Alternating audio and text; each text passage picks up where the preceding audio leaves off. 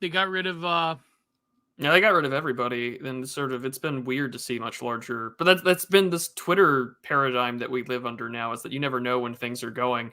But I should probably let everybody know that we're live. I did not oh schedule my tweets, but we are live, and Mr. Patchouli has already got his bingo cards ready for another episode of Digital Archipelago Geo yeah. Bingo. So, Did you tweet it out that all no, I did not. That's why so they live now. no they got Varg, they got there was like a wave of people. They got I knew it like Anglin was always like his account wasn't destined for any longevity.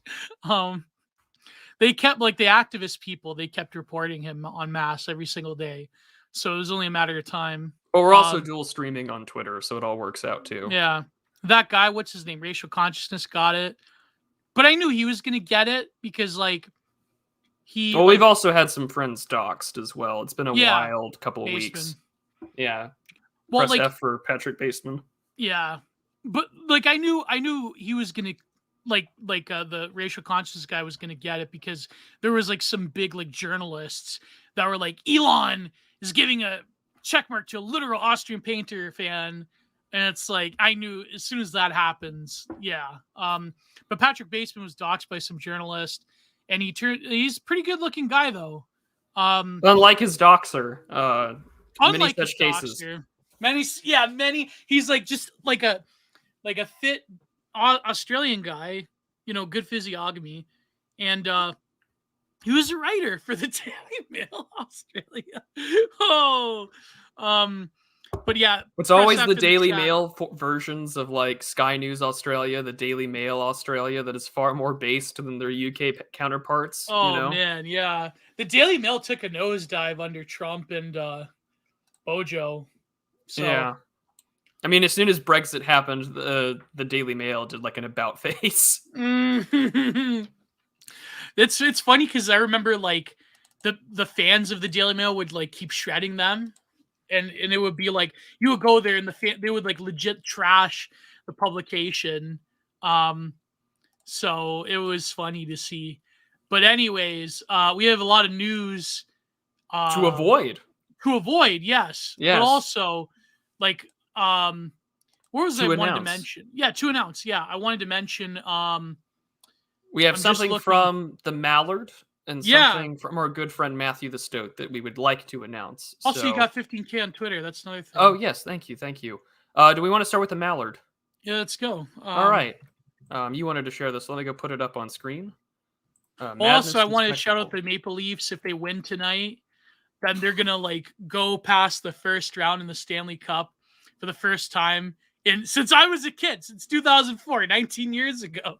So there you go. Was it 19 years ago, 2004? 20 years ago. Yeah, 19 years ago. So yeah, this is part of a series. A bunch of us were in it. I think we lost Prude. Prude will come back though. Anyways, so yeah, shout out to the Leafs. Patrick Baseman getting there you go. Yeah. What the heck just happened? It kicked me out. That does happen sometimes. Yeah, not a fan. All right, here we go. So yeah, we were a part of a bunch of this series in the Mallard, their arts and culture edition. I was in it, Fenn, Alexander Adams, I believe my friend Sean, a bunch of us contributed stuff, but I contributed my painting series of the Yellow Vest, which I might go back to in the future. There's some compositions I didn't get to doing. Internet friend, congratulations on your e-wife. I don't know. Listen, I mean, Dino, she lives fair ways away from me, which is unfortunate, but she's a very lovely person. But does she live in the Great White North? No. Oh. No, she lives in a sort of what do they call those states that are not attached to like mainland America? They're not a part of the continental 48. Yeah, she lives in Hawaii, I believe. Oh man. Yeah. Well, pull a reverse Art Bell. There you go. I should. Yeah. Didn't Art Bell move? Did he move to Hawaii or the Philippines? I think it was.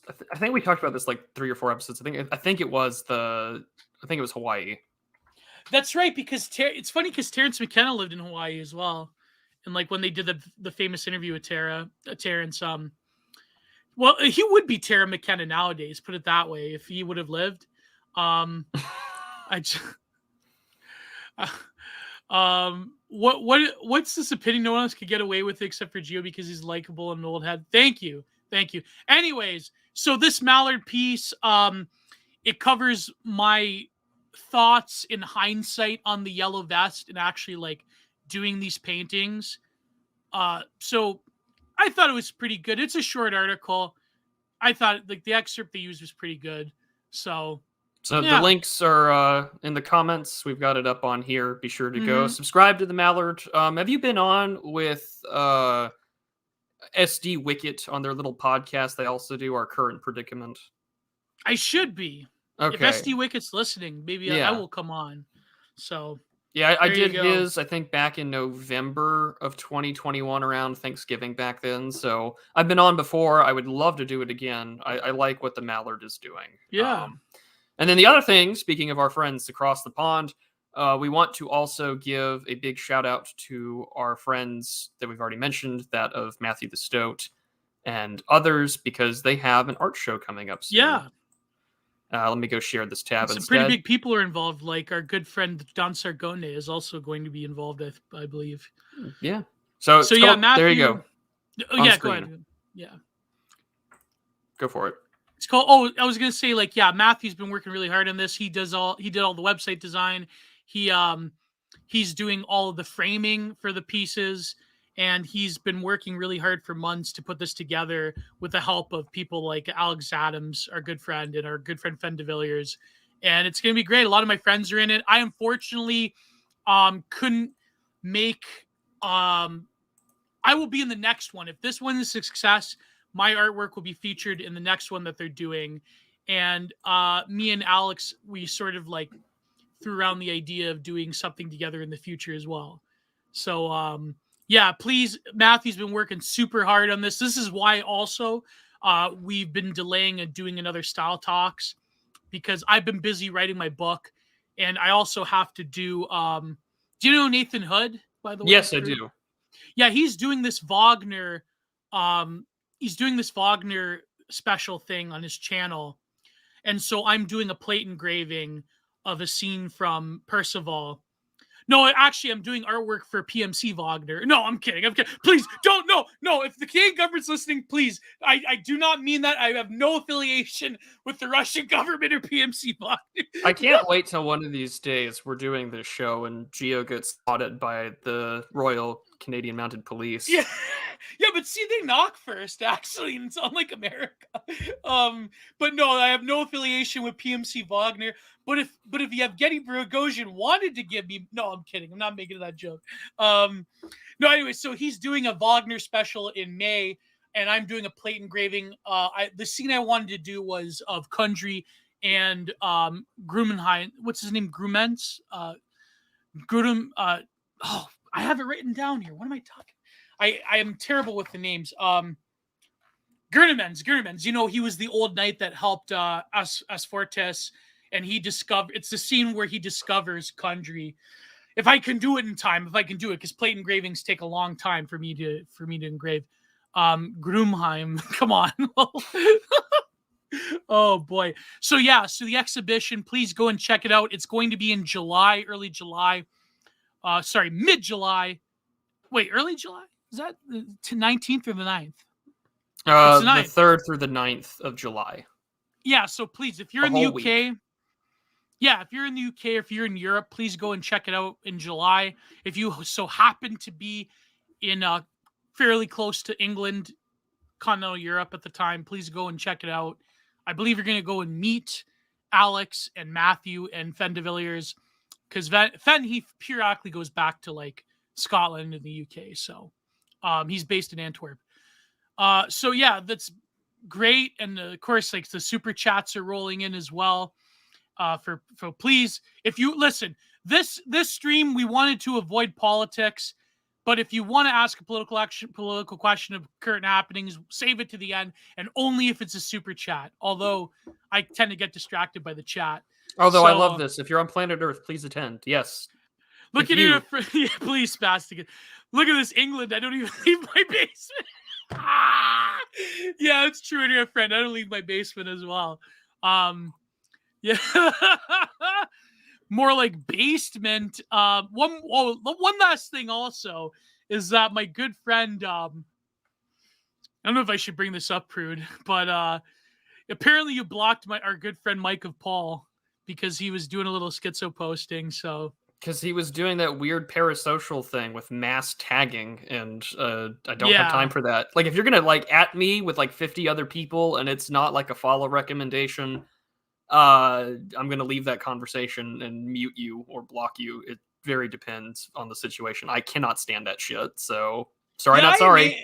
I hate to say it. I enable people like that. Like people that I've like. There's like a gallery of like 7 different people that will mass at me in different stuff. And I'm like, yeah, that's, But anyways, Micah Paul is a great guy. And so shout out to Micah Paul. And he did an amazing diss track on me. And I haven't listen, I have a knack for attracting certain geocells that are sort of have an aesthetic appreciation for posting. So shout out to Micah Paul. Maybe we'll do business in the future. And sorry, I don't mean to put you on the spot, Prude. I don't mean to blow you up, but I thought it was funny though. I was like, what the hell is this? I don't have time for it. Simple as like Every time people at Prude, he leaves the convo, so you'll see like the dead link to his profile. you're absolutely gosh darn right. I'm gonna leave it like that. But yes, so Gio and I are purposefully escaping the news this week. I guess we'll just do a little bit of shilling. If you want to see us talk about news, Yeah. Gio's got a great episode of Content Minded up with a different woman. Look at that. Yeah. You want to go explain? Yeah, me and my good friend Dinosaur World, her at is egoyle on Twitter, egoyle for you on Twitter. We recorded it a few months ago, but just I've been cycling through episodes. So we talk about Ray Pete, we talk about C.S. Lewis, the Ransom trilogy. We talk about e-girls, of course. We also talk a little bit, controversial take, about trad, like the trad posting stuff, and we talk about like intentions and we have a different take on that, so it's very good, like the intention. So there you go. Like it's a very good episode. I really liked it. We have good chemistry together. I feel like I'm probably the only one in the E-Right that could probably bring on e-girls and have like a decent conversation with them. Listen, I don't mean to toot my own horn. I never like to toot my own horn. You're a likable and supreme gentleman. There you go. I'm a supreme gentleman. Sneedmaster 37. Has Gio ever talked about Sneed in Eastern Europe yet? Are you in Eastern Europe, Sneed? So shout out to Sneedmaster. But there's a lot of sneeding going on in Eastern Europe. But again, we were trying to avoid politics in this stream. So if you want to see us talk politics, I was on Oren McIntyre on Monday. I was on Unpopular Opinions last Tuesday. And then a special announcement, I'm going to have Jeremy Carl on again. We're going to be live next Wednesday, and we're going to be talking about trying to govern and legislate in the midst of the culture war, because there's a lot of conversation. That's actually an interesting topic. Well, yeah, because so much of our politics nowadays is, the back and forth over, transurrections and stuff like that. And then I had gotten an email from a friend of mine who works inside that way, and he was just like, dude, no one, like, all the pundits are all culture war. No one's talking about law or policy. And so I wanted to talk about that very issue with him, because he does work in terms of policy. He worked in the Trump administration, so I wanted to hear his 2 cents on what does it mean to govern and provide legislative solutions? Because I look at the Republican Party today, which I'm not an endorser of at all in the slightest, despite working in it sometimes. It's like, oh, you guys literally exist to do nothing but scream no atop the abyss and shout stop, right? And it's like, okay, well, how do we provide actual meaningful solutions that could work for governance? And right now, the only people that are even pushing that direction remotely are Palladium Mag tech bros. No one talks about how much tech bros are the focus on political solutions, which I don't think that you can vote your way out of this, no, but if you're going to govern, or if you're going to be a Not that sovereign. I You need to trust know what to do. Palladium, but No, I don't either. But those are the only they had me people that blocked, push things. They had me blocked, because of drama from like the Thermidor magazine days. Well, no, but my point is that No, like yeah, you gotta, who is the biggest driving aspect of culture from like I mean post 2008 onwards? What's been the biggest drive of like cultural discourse or like setting new trends? It's been Silicon tech. Valley, Yeah, 100%. and that's it. No, but then, So but the question yeah, is, how do you govern culture war besides like, I feel like doing like you almost need like a firm hand. You almost need like outright Machiavellian like legislation just banning things. I hate to say it. You need to unironically bring back the religious right and their approach to just smashing culture into the ground. That's what you need. You can't pussyfoot around this stuff, okay? Like I don't know, like maybe that could be I'll cross it you need a over that cultural bridge with him. avant-garde in the back end, but in the front you need like a firm I hand with want this more stuff. of the Dana Carvey church lady thing where everything's going to tell you that you're going to go to hell and you should rule with an iron fist with that. But we'll be talking about that next week. This Saturday, I'll be talking about the concept of the Davidson window since my government really wants to go to war with Russia and China at the same time. So we'll be giving a short talk on that this Saturday. And then I'll have a new Substack out hopefully later this evening. I've had a bout of writer's block, but hopefully you guys will certainly help in that respect. I have to But get through this go for it. preface and then I'll. But yeah, go ahead. No, I had two more things of business. Yeah, no, go for it. Go for it. Oh, really quickly. So shout out to Jerry Springer who recently passed away. I have complicated feelings about it because as much as I loved watching Jerry with my nono, I do feel like in hindsight of like nowadays, like current culture war stuff, Jerry Springer kind of was innocent. Like trash TV in the 90s, you could say it did like unleash a lot of very bad things in like the cultural bloodstream of North America. But at the same time, it's like there was a lot of, put it this way, there was a lot of base moments among the trash TV people. It sort of was like, let's parade the freaks. You know what I mean? But then when you have a sort of cultural consensus that is freed from that, now the freaks have to be forced upon you as not freaks, but as like, this is the new normal. This is heckin' valid. That was like one of the greatest Martin tweets was about drill and like weird Twitter and like those like soy-lennial, nothing is real, everything's ironic. I don't believe in anything, but I do believe in heckin' wholesome trans child rights because that's just being a decent human being. Like that was such a great tweet. But Jerry Springer is certainly one of those figures, I think, kind of like Trump, kind of like even in some ways Kid Rock, of like really like that is like a version of what Americana was, rightfully or wrongfully. It really did embody like a cultural moment. And the second thing, of course, is our good friend Perry is in a war with a certain culture war commentator. So did you see that, by the way? No, I did not. With our Mexican friend. Oh. Yeah, man. Well, I think it's rather funny and fitting in respects to Jerry Springer that a man who had brought so much trash television to American culture once had a political career that was dashed by using a campaign check to pay for a prostitute. So here we go. A porn, yeah, like one of the like big studio like cultural Prawn Stars, right? It's like that's very funny. You know what I mean? It's not like because nowadays like the pornification of everything is so ubiquitous that we forget that these, you know, that they were like the Prawn Star was like a separate category. Nowadays it's like every like, you know, fledgling mid girl has an OnlyFans. Like I was about to say, you know, the fantasy of the girl next door is accessible through your phone. Which is even more depressing when you think about it. But yeah, I mean, do the theater kids of the theater kid occupied government perform in an Etrudian theater of cruelty? Those are struggle sessions. Those are the YouTube public apology videos where you say that you're sorry and you're not sorry. And you have to fake shed crocodile tears so you don't lose your Patreon. And that if you want to understand how they're learning and how they've really taken this to heart, you can go to their patreon.com/gay libtard27 and they'll tell you all about how they've learned their lesson when they do a heckin' racism, which is not wholesome. So, you know, that's the theater of cruelty. That or they put someone last and talk about how they need to do better. They need to do better.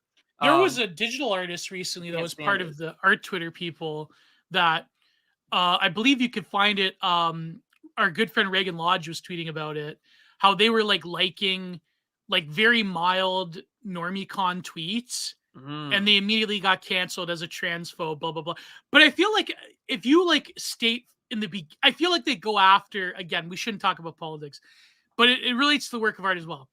If you like explicitly state like, listen, I'm on the political right, it's like, okay, you know the terms, right? But when you have like someone who is in like a predominantly left-wing environment, like the illustration world, and you like even like being like a normie con, like you know what I mean, like being like that alone is enough to set them off. They go after people like I did my heckin' unwholesome racism by like liking a tweet that's like pro MAGA or whatever. It's like then it's like they Well, have to do didn't the that happen apology. to that Mumford and Sons Yeah.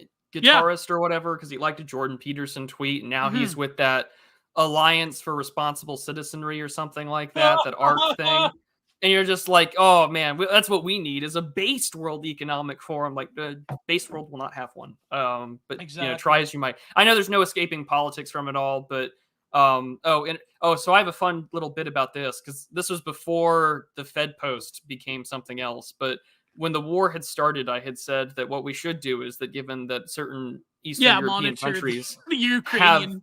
yeah, since there's a propensity for cam girls, what you should be able to do is track how many cam girls are online in Eastern Europe at a given time, see how quickly many of them like go offline, and that can tell you how far the advances of the Russians are going. I called it the Kumdex. I thought that was hilarious, and now Index. that like podcast is never to be seen again. What podcast was that? That was the Fed post when it was still the Fed post. Oh, did they nuke everything? I have no idea. I think the archive is still up. So it's on SoundCloud. I'll have to share that again or re-upload that Oh part. man. That was like that one the one like reply by some anime, you know what, where it's like the Russians are advancing because it's going right into Dima from Russians with Attitudes basement. Wagner's taking over Dima's basement. I want a geolocator for every art hoe for the sake of national security. No, you see like the Russian cam girls, you just wait a few weeks when they move to like Poland or Russia. Sorry, the Ukrainian cam girls, you gotta just like wait a few weeks. Yeah, you have to wait until the Ukrainian flag shows up on some new Tinder girls or new girls Tinder profile pic. This is how we should be crunching Germany or Poland. Yeah, this is how we crunch the numbers on how the war is going. Those are the second order consequences. Try the geolocator. So let's get started with the art. Let's hard cut transition. I should really get a soundboard for this. I know that's what Dimes and them do from Blood Satellite. I need one. But yeah, so which one do you want to start with first? Because we were going to cover some classical stuff, some work of our own. But I think what people are really interested in, some stuff just for laughs, like George Bush. Yeah, is this. Oh yeah, the fish tank. Just well, you know what? How about someone needs a super chat? Then we'll talk about fish tank. You want to talk about fish tank first, or? I think it's what is it other than we've reinvented Big Brother for the Twitch streamer generation? Exactly. And you have a cult of personality like the Candyman himself, the man you don't want to be put into a self-defense situation with, running the show, costing what $10,000 a day to stream and run on Google, right? What an insane thing to think about. And with all these sort of people, I don't know any of them. I saw the little video that said meet the contestants. Didn't know any of them, right? Because I don't think this is for me. But everyone's getting their. I mean, I see clips. I haven't watched a lot of it. I periodically check in. Damn, what a impressive piece of performance art if there ever was one. Yeah. 24/7. It's not like Big Brother, right, where there's tapings of it and everything like that. But this is live, no hiding anything. TTS harassing people, exposing their interpersonal lives, whether they have an OnlyFans or they were preying on minors. Absolutely insane. Like we've just hyper reality TV. I like that. Spasticus autisticus. Yeah, I like that. I feel like all I believe was there 8 of them. Yeah, I think so. Letty, yeah. So all of them are a part of history now, because Sam, like, I don't know, I have conflicting thoughts, because on the one end, okay, so now we see super chats. I can't believe you guys are Letty cells. I'm a Sylvia stan, okay? But you guys knew I was going to be a Sylvia stan. I shouldn't even say it. You guys automatically, you knew who I was going to root for, okay, in terms of the women of Fish Tank. It's like you knew I was going to pick Sylvia. Anyways, I feel like they're a part of history because it's something that is monumental in terms of not just internet history, but the fact that it's reinventing an older concept for the online world. But the thing about Sam Hyde is that what he gives you is the blurring of the lines between what is authenticity and what is reality, and also what is exaggeration and what is like online meme culture. So the thing is, like with Big Brother, with Survivor, with the cinema verite of any reality show, we all know it's fake. Like we know like the game. Like, do you honestly think that they stay in the Big Brother house Of like course. overnight? Like, yeah, it's ridiculous. So what Sam does is that with the cameras, you can't lie. It really is real. These are real people. And, like I remember this one moment where it was over John stealing one of the contestants' babies. It was stealing Sylvia Mario's baby because they have like the parent challenge, right? Yeah. Um and like I remember he was like really pissed because he got called out, and it was all like the product of Vance and Letty conspiring, right? So I remember like the TTS was enabled, and like they were berating John, and they were like suggesting things to him and Simmons that recently got kicked out. And I have a take on the Simmons thing. Um, yeah, I'm getting to that, Louis P. I'm getting to that. So like I remember they're berating him, and I'm thinking like this is a real human being in a situation where they're subject to the online world and the sort of impersonal voice of God that is the audience. And I'm thinking like this has never been done before, really. I mean, some streamers have done this. I remember Ice Poseidon would do this thing where he would like the chat would dictate his whole life for like a period of time, like a day or whatever. But the thing is though, is that it gives you the reality, but it gives you also the hyper online at the same time. And the fact that like I have a conflicting opinion on Sam because I feel like there's a sense where Sam does let his own bitterness of what happened to him get the best of him. Like the older videos when he went on his own way, like after MD, right? But then he would gather these eccentric people around him, like Jet Neptune and other people. Like my good friend my good friend John Pellick was also part of his crew for a little bit. So Sam, I feel he realizes, okay, I'm in this position where I'm canceled and the networks will never touch me ever. Joe Rogan will never invite me on, even though he is like Joe Rogan tier cultural figure in terms of his importance. So he's like, he's willing to invest his whole life and all of his money and everything into creating a reality for himself that really just is like, what's an idea of like, okay, let's put people in a house together and it will be like a real version of Big Brother. And so, but also like the dynamic among these characters, you could feel the hook of the parasociality, but it really almost is kind of like a House of Leaves situation. Like imagine, like there's allusions to it, like the entity thing, right? But imagine like these group of random people that you've then taken and you've iconized them. You've turned them into idols. You've taken them and you've created a window into the lives of the average Zoomer that is really quite fascinating, and looking how they interact together. And what really clenched it for me was when Sam kicked off CP Simmons because of the unoptical things that he was doing and the fact that he was a freak and all that. You could tell that there's genuine anger there because Sam wants to create something and this could really damage things for him. And you could tell, and there was a bonding that happened among all of the contestants in the crew, and how like Jet Neptune had to like go and sort of like put out fires, right? And it's really, I remember like watching this. I was with my best friend in real life watching this last night, and it was astonishing. It was like something that you've never seen. It was like the drama of the everyday that is brought into view. That is something more than just fiction or real life, right? And like a lot of the show is crushing banality as well. A lot of it's just like them being bored.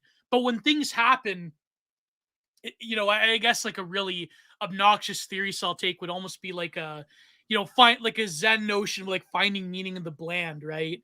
It's like, oh, Letty is doing something. Oh, Josie's playing with her bear. Oh, they can't seem to make food. Like apparently Zoomers don't know how to cook anymore. It's like the little banalities of everyday life are now projected onto the screen. And it's like, yeah, exactly, Goff. The agony of the banal, but also the exhilaration of the banal. The identification with the banal, because now people, they finally have gotten what reality TV could never have provided, which was now you're taking someone who's exactly like you and putting them on camera 24/7. This is beyond reality television. This is true cinema verite that couldn't have been done without the digital world, without a 24/7 live stream. Man, it's I should just write the article. Hopefully, maybe Sam or Jet Neptune will like pay attention to it one day. But it's like, no, I feel like all the videos, like all the video essayists that are talking about Fish Tank, they truly don't get this high IQ theory cell take because they haven't read Bataille. Okay, they haven't. They're retards. They haven't read anything. They watch other video essayists who have very badly read continental theory snippets when they were in university. Sorry, man, I just went off right there. In other words, banality TV to some extent. Banality TV. That's Morgoth put out a great essay on the attention economy that I think is rather important for us to consider.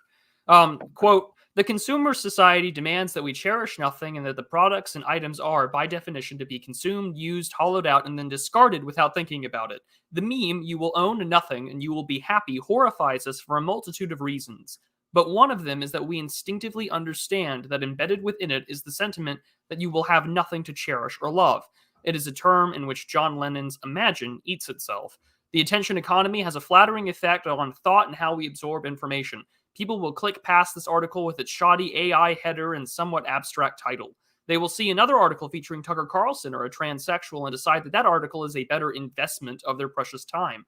Their return on their investment is pretty much assured because they know what they're going in for right away. It is the reason that clickbait content becomes the byproduct of the attention economy, like silage is a byproduct of harvested crops, end quote.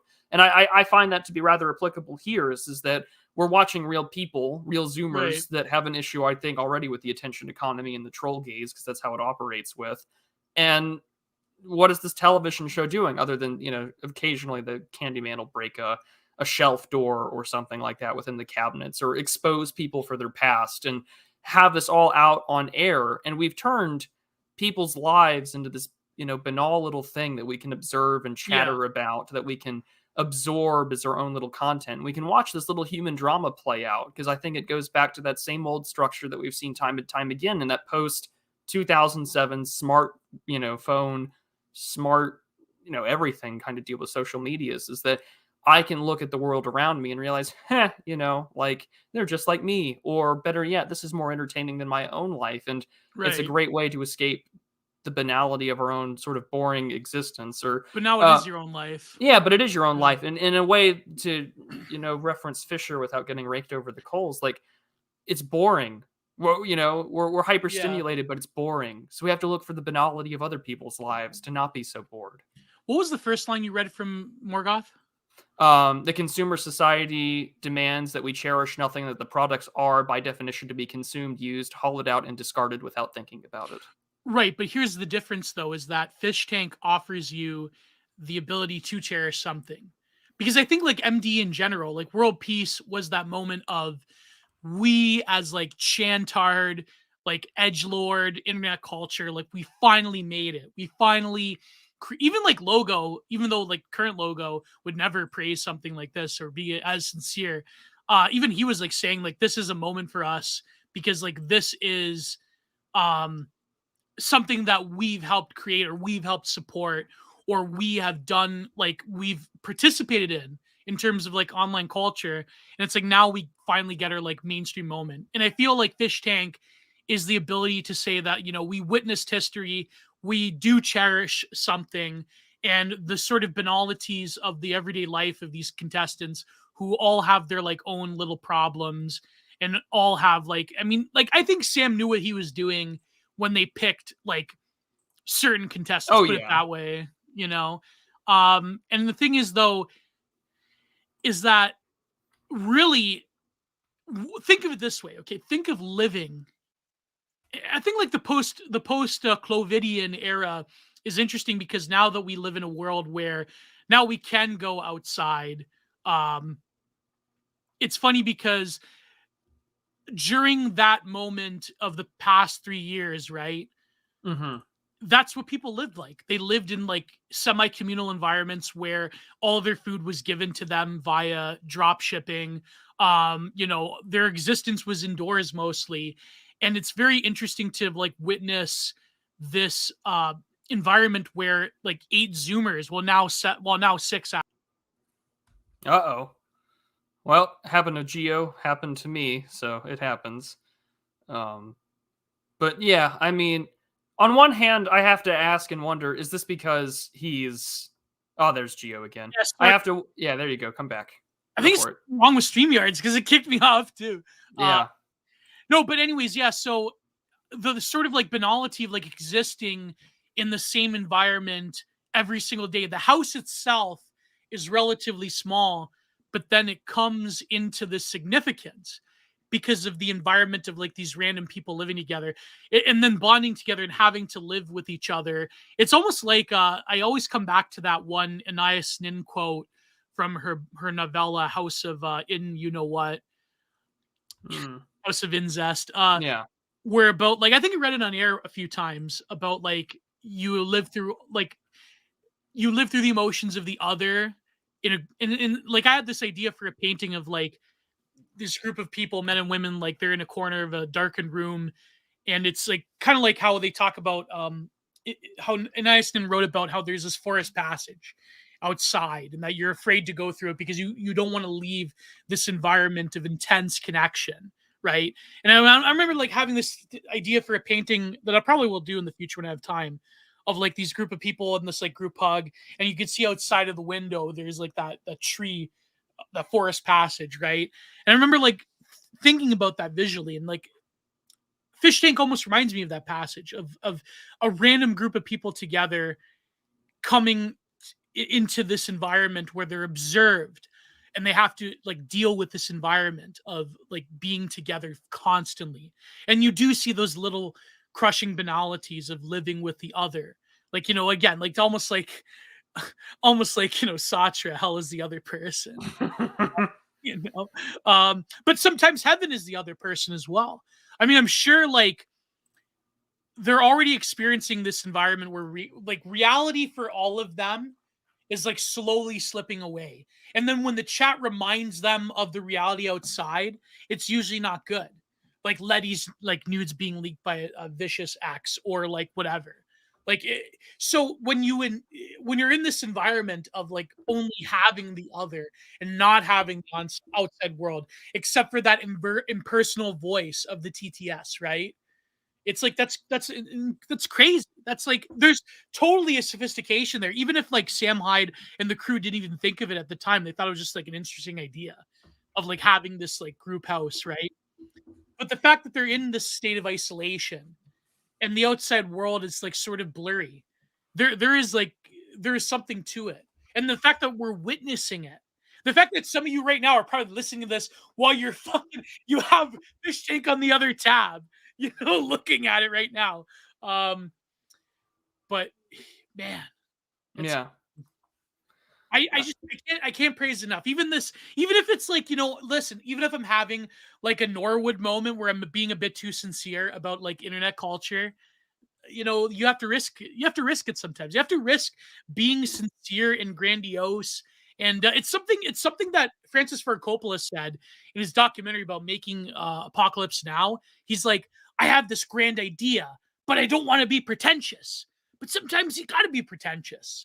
Sometimes you got to be Norwood to like truly, look at this spastics. How many tokens has Geo spent giving Sylvia snacks? Yeesh. Oh, yeesh, man. Sylvia's actually based when she actually talks about her real opinions. You'd think like she's a typical like leftoid, right? The fact that she's like a OnlyFans goth girl, but she's had some pretty based opinions though.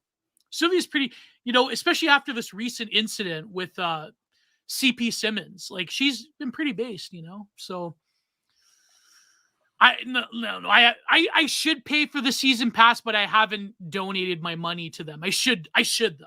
I should pay for it because I feel like it's worthy of my support, financially. And so if you're a patron of mine, Gio sounds like he's falling at it for another Siren song. I'm inclined to agree. I don't Oh. think that I can encourage people to donate or to watch it. Oh, you mean Fish Tank? Yeah. Why? I don't know. Maybe how much have we just spent now? Like 20 minutes over intellectualizing this like bizarre reality thing where what we've exposed True. is the banality of the Zoomer's life, and that we're exposing ourselves as nothing more as people gazing on like in a It narcissistic is very fashion. gratuitous. Yeah, it's very gratuitous. It's true. I don't know. I've seen clips. I can understand its appeal, but I think it's a vicious cycle that we're encouraging ourselves to be in, and I'm sure I'll get shit for it. But I mean, like on one hand, we enjoy a bit of parasociality in a way that we can interact and engage in a very one-sided fashion, and at the same Yeah. time, it's almost as if, all right, Twitch streamers, everyone who's watching, we can all enjoy this like Stanford prison experiment-esque thing, but instead of it being totally, cockwombled and faked and everything, sorry, Philip Zimbardo, like we know that stuff wasn't as real as what you wanted it to be and be the basis of like pop psychology for 50 years, but instead, what now it is that for X amount of tokens, right? Like I can actually be the prison Stanford guard that I can actually torment these poor people. You know what the real Stanford prison experiment is when it comes to like a state of lawlessness or like giving people authority? You know what it is? It's not what Philip Zimbardo did. You know what it was? It was those like white guys from the UK that were trapped in Hurricane Katrina defending those women in the stadium for a few days. That's what it. Well, I mean, I don't want to make any commentaries about it because that could get us in trouble. But put it that way: when it comes to lawlessness, there will always be an order given certain people having a certain inward forthrightness to create order. And I feel like it's no surprise that Philip Zimbardo nowadays in the post-Trump era is a lib. Put it that way. His whole shtick since like 2014 onward, and again, it goes back to that like Schwab thread about 2014, and just like everything post 2014, right? It's always been this creeping threat of authoritarianism. Exactly. Philip Zimbardo knows what evil looks like. He wrote a whole book about it, and it's pop psychology. And it's funny because I tweeted about this a few weeks ago, where there was a pop psychology book about like why experts are wrong and don't trust it when they try and sell shit to you, and it's just like, ooh boy. How did this like airport pop psychology book kind of like tell shit libs everything right about the oncoming COVIDian era, and then all of a sudden that just disappears over. But we have to do it to save people. Yeah, we have to save people's lives, even if it just saves one. No. So I just thought it was funny that this like, and a lot of those books too are just lame sort of like or that what's his name, like Manson or Manson something, like I used to be a miserable fuck, right? Like I really have self-confidence, bro, don't hate yourself, look in the mirror and smile, and it's just like shut the hell up, shut up, bro. Like this is not how to approach life like this. What should I say about life? I mean, me and you lead very particular lives that I think are kind of like normal nowadays, but I don't know. Like this was the book. It was called Wrong: Why Experts Keep Failing Us. And here, I'll turn my camera on. Why experts keep failing us and how to know when not to trust them. And it's just like, this was a pop psych book from what year? Like 2012, I think, 2014. Just checking it real quick. So 2010. So yeah, absolutely nuts. That a pop psych book would tell everybody, hey, don't trust experts, but fuck them, right? That's how we're at. Actually, I have baptized erotica, right? Eroticism right here. But no, it's funny though. I mean, that's the beauty of the digital archipelago, is that you have a different take on the fish tank thing, and which is also valid. I feel like it is true. We are we are sort of gazing into the abyss of the ordinary, which is kind of very interesting. Um, but at the same time, I mean, I'd rather give my money to Sam Hyde than give it to any other Twitch streamer that lives this constant 24/7 streaming parasociality type of thing. But this, yeah, so. But Philip In the Zimbardo, same way, I really enjoy the fact that our friend Myth Pilot Paulos keeps replying to every Hassan tweet asking when are you going to fight him, which I always appreciate. yeah, So. yeah. But Zimbardo is interesting because it has become like lib mythology of like authoritarianism is bad, but it's not, it's more than that. Like the experiment itself was totally garbage. Obviously, it was garbage science. Yeah. Like it's just the looming threat of. But in a way, I think Zimbardo does reveal something about the liberal mind in terms of posthumanism and Mm. sort of anti-nature that is embedded within the post-enlightenment liberal project. Because what is Philip Zimbardo concluding? He's concluding that human nature is evil, and therefore we have to liberate ourselves from it to have this like glorious egalitarian society. So it's like, you know what I mean? Like I think it does reveal something about the not what he intends, but about the sort of like libtard psyche about nature itself. Well, they're So also, it's like the classic they tell on themselves thing. Like most yeah, leftist screeds about the right or confessionals. Like, Philip 100%. Zimbardo reeking and ranting on like TEDx talks about how like evil is just around the corner. Inside every human being is a desire to be evil and nasty. I remember Um, when he was on Dr. Phil. It was like when Trump got elected, and yeah. he's like, "I knew this was coming. I knew it." Which Trying to be like some psychologist Cassandra, like, I told you, I warned you. And into all the those looking years ago, glass. back in Stanford, through the looking, I just, enough. But I mean, again, right? Like that does tell us a lot about into the mind of a paranoid schizophrenic leftist is the Yeah. someone who secretly wishes to hurt people, and sometimes they're encouraged to, and we've seen that more recently. But shall we get to the Oh arts? yeah. Who do you want to start with first, Goya or Munch? I thought we went to your icon. Well, we can We'll save do. that for the end, We'll maybe. save our work for the end because you've got some good stuff on the yellow vest paintings that I like. But let's start with the classic, shall we? All right, let's start with Goya.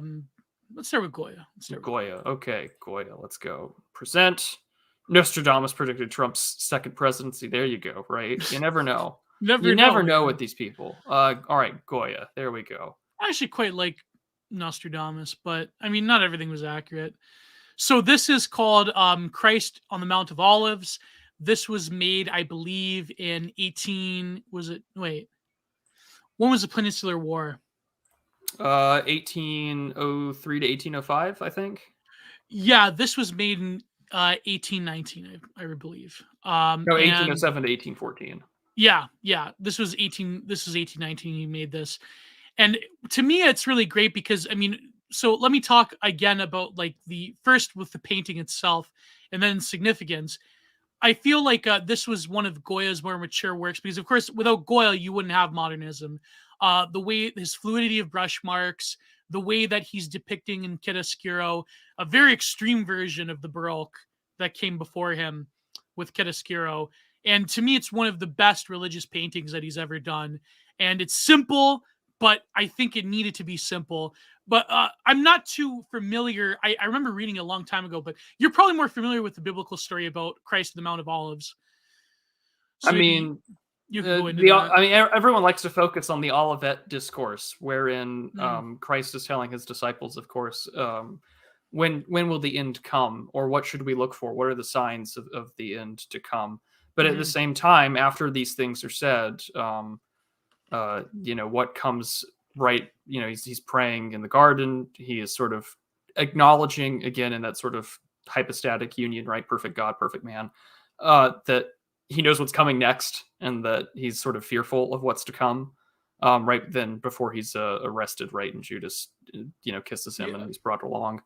And so, in the Mount of Olives, right, he's just like, keep watch, like the time is near, and at the same time, right, there's also that growing bit of fear about what is to come, which is the passion and in his human nature, right? We see this here, I think, in this painting, Mhm. surrendering his will to the Father, and I like this painting. I mean, I out of all those paintings by Goya, I think I also see a lot of where Matthew the Stoat gets a lot of his influences from with his paintings of Christ, which I like a lot of Matthew's paintings. I will probably buy one in the near future the next time he has a sale. I like his paintings of Christ. They're always very good, very original. But I mean, here he is, right? Like submitting his will, he's on his knees praying, he's sort of acknowledging, I think, in a lot of ways, like, I know what's to come. His hands are outstretched, right? It's very good. I like this because it's significant for Goya's life as well, because when he painted this, like Christ on the Mount of Olives is about the loss of faith and the regaining of faith, because Christ sort of has that inner doubt, but then he's visited by an angel, a messenger of God, and he sort of restores his own mission and what's to come. And Goya, he painted this right after, before the Peninsular War. His work was very critical of the Catholic Church and very critical of religiosity in society. This is where the famous engraving, which, I mean, I'm more of a, like, as much as I love Goya's paintings, as much as I'm very influenced by him and Munch, his engravings and etchings are amazing, and something that I certainly inspired to with my own work.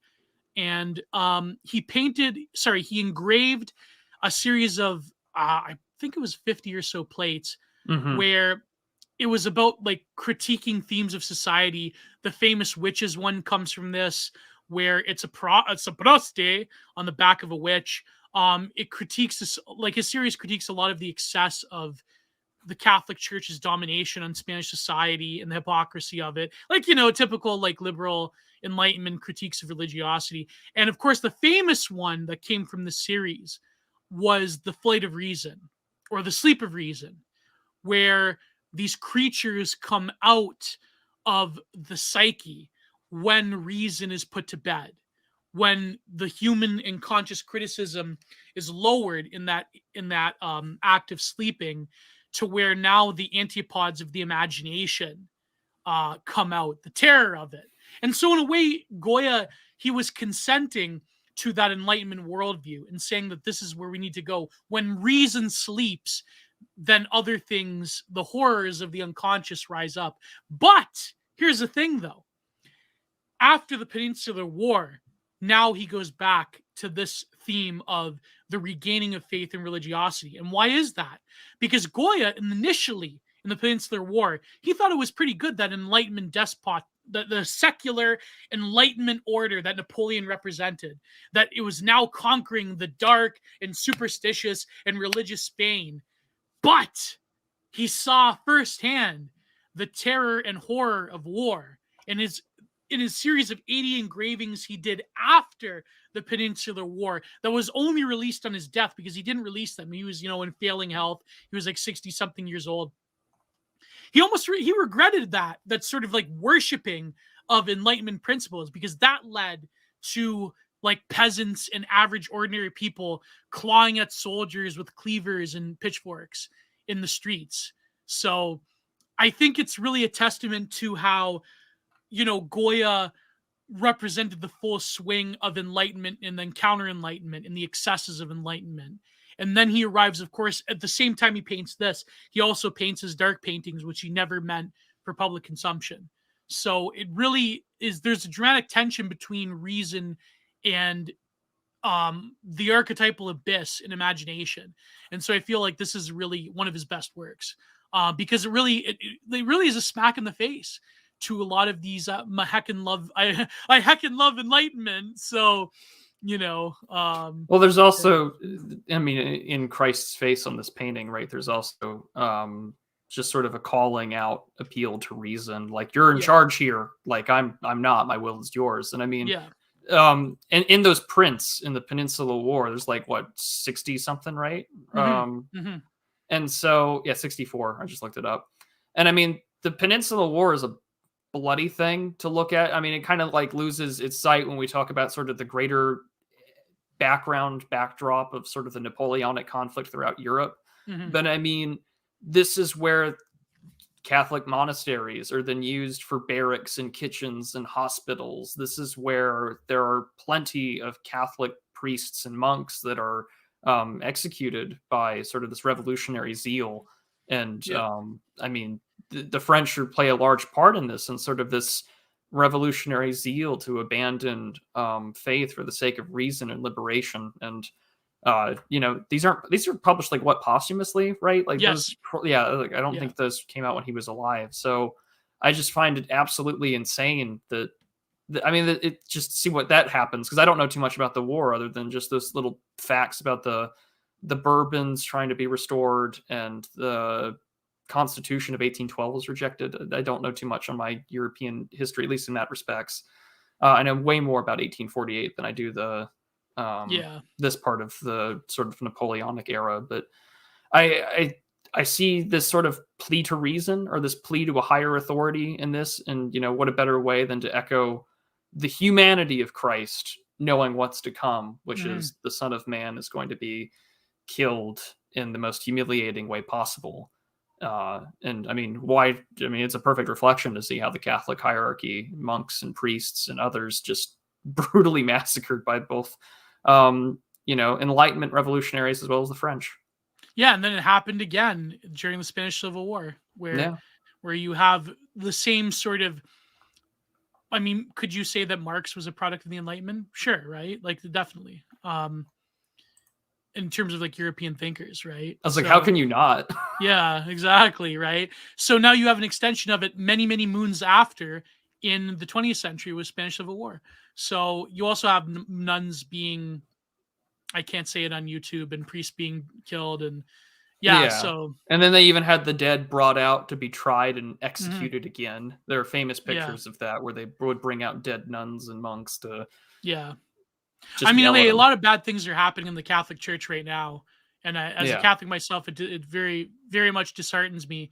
Even the news that apparently women are going to vote in the bishop decisions, and it's just I don't. It's too blackpilling to think about. But no, but I mean, even still, even if the church itself has forces in it that are corrupting it, there still is that dramatic tension between praising the worldly and doing and massacring people for the pursuit of worldly values above that of divine values.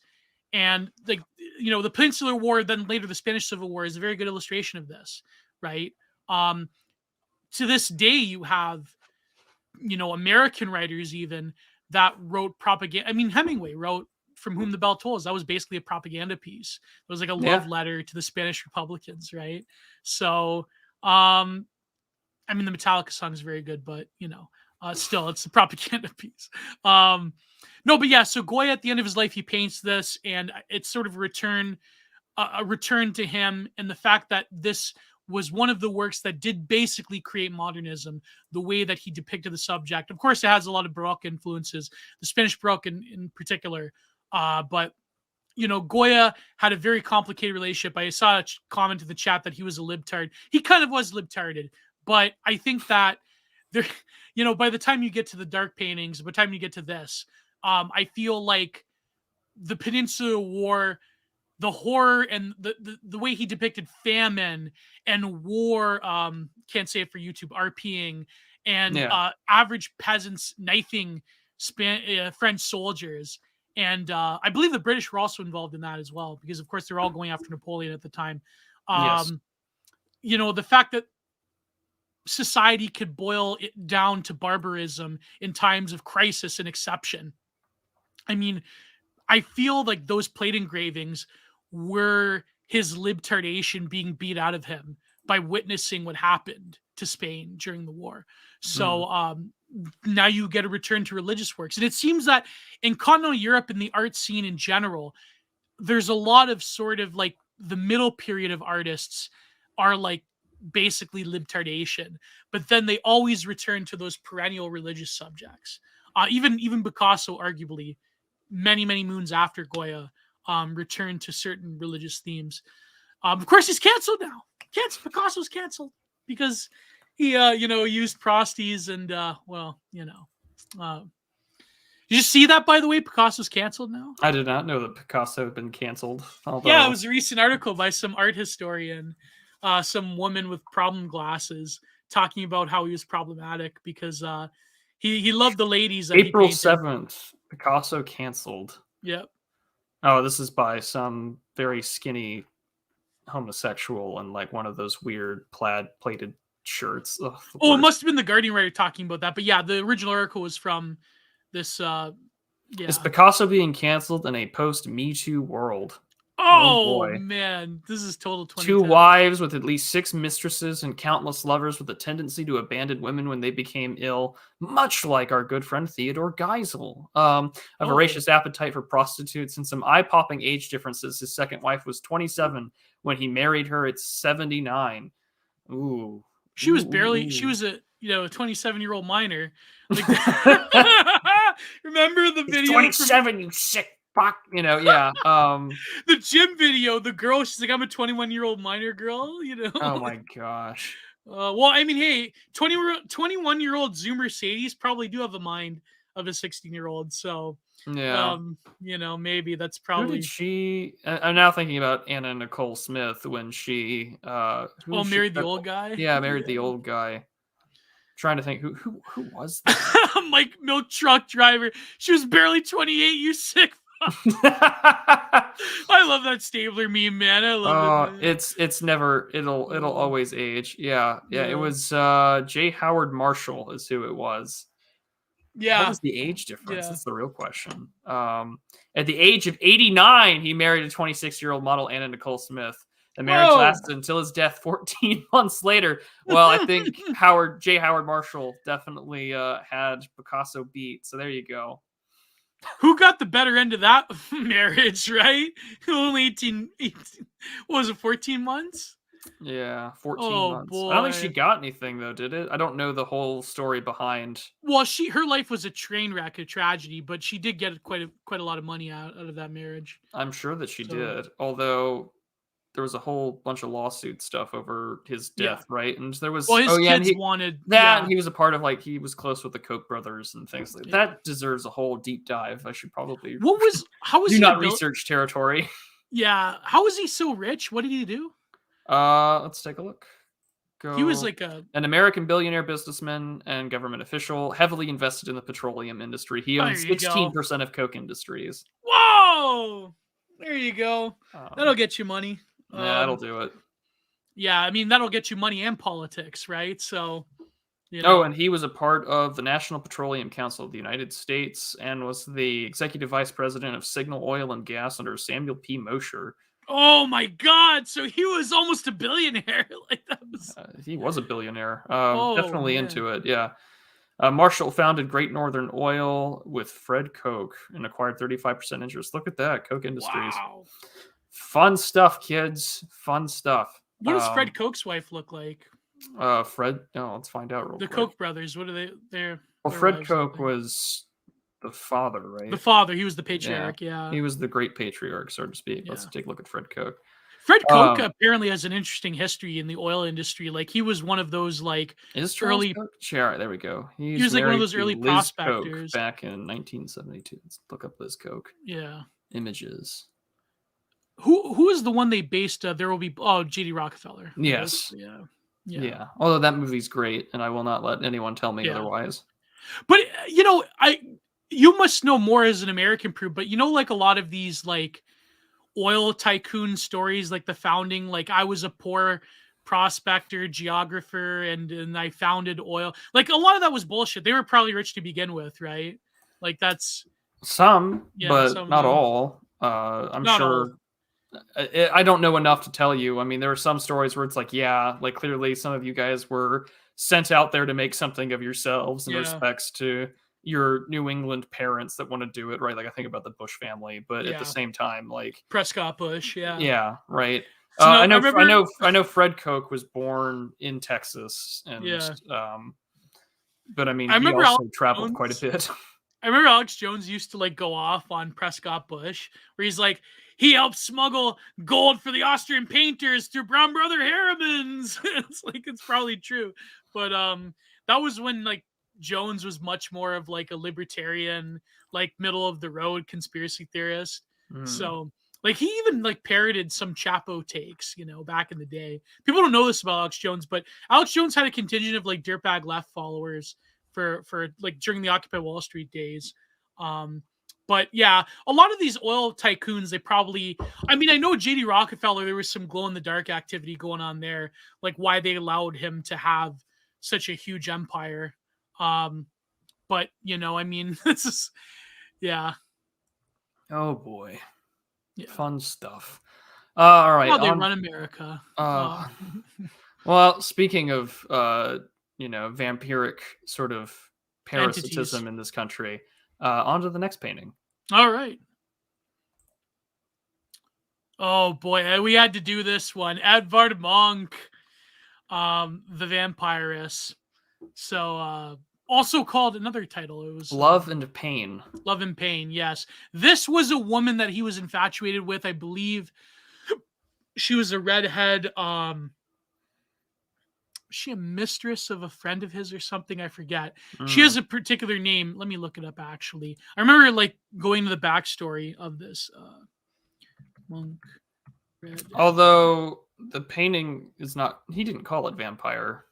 No, it was someone else, right? Yeah. Edvard Munch. Her name, redhead. Redheads, man, not even once. Not even once. But I mean, of course, they can't. They can't take this away from redheads, at least, right? They may write you out of every movie and comic book known to man, but they can't write you out of classical works of painting. This is not a small consolation at all. It's just kind of sad. Yeah, why does Hollywood hate redheads? Because outside of like rare 1 in a million genetic instances in Africa, like this, it's like the pinnacle of, I guess, a European phenotype. I don't know. Probably that, or whoever does casting has dyslexia when they write the word ginger down on paper. I don't know. I don't know. Yeah, it could be. I mean, why not just take one of the most well-known? I mean, what is a redhead other than someone that I know is intrinsically white that doesn't dye their hair? What is a natural redhead other than like a Northern Irish European person? Like, why? Perfect target to erase. It's pretty much it drops the kayfabe. But yeah, this was a woman that he knew that he had like an infatuation with. He kept painting over and over and over again. And I'm trying to find her name. I know her name. If someone in the chat could be so helpful. But basically, this is the more mature work of Edvard Munch. This is where he's depicting sort of that tension between woman as the keeper of life, as sort of the psychological nurturer, but also someone that the sort of woman as a vampirist longhouser that is castrating and infantilizing the male spirit. And there was always that tension when Edvard Munch was painting women. And so the Vampirist is like one of my favorite works of art by Edvard Munch, among many though. But this one in particular, the composition, the fact that her hair is enveloping him, it's a really a monumental work. I mean, this could be us, but you're playing sort of tweet. So, is it though? Do you want that to be you? That's the thing, though. Is that, I mean, I know like Edvard Munch is panned as being like a misogynist and like a proto-incel, which he kind of was. But you have to realize that the opposite side of the woman as a vampirist longhouser that is sapping the virility of the man is also the nurture, is also the divine mother that is giving. So I guess, like, I don't know, in cell psychology, you could say that there is that counterpole of I hate women, they're longhousing me, but I want to be longhoused, right? I want a nurture, I want mommy, right? So is this just the original format of the meme that there are two sides to every man, wanting to die victoriously in battle and then also to be in the arms of the motherly lover? Exactly, 100%. Yeah, that's basically what it is. I know, eh? I know. Incredible. Many such cases. But yeah, so he also obsessively painted her over the years and did woodcuts of her. So Mr. Petrucci, I enjoy the paintings, but got too black-pilled to speak about them. Yeah, they are pretty black-pilling. Diane Abbott compared Small Hat to Redhead. Oh my god. Yes, Diane Abbott was. I mean, again, that was the other half of unpopular opinions this Tuesday. Yeah, she did some. She had said that a certain group of people don't experience racism, and ergo she got sacked. Oh my god, really? Yeah, that's what happened. Whoa. That's incredible. Yeah, it was nuts. Yeah. Monk's The Scream is the prime Faustian art piece. I don't know. What's your take on that?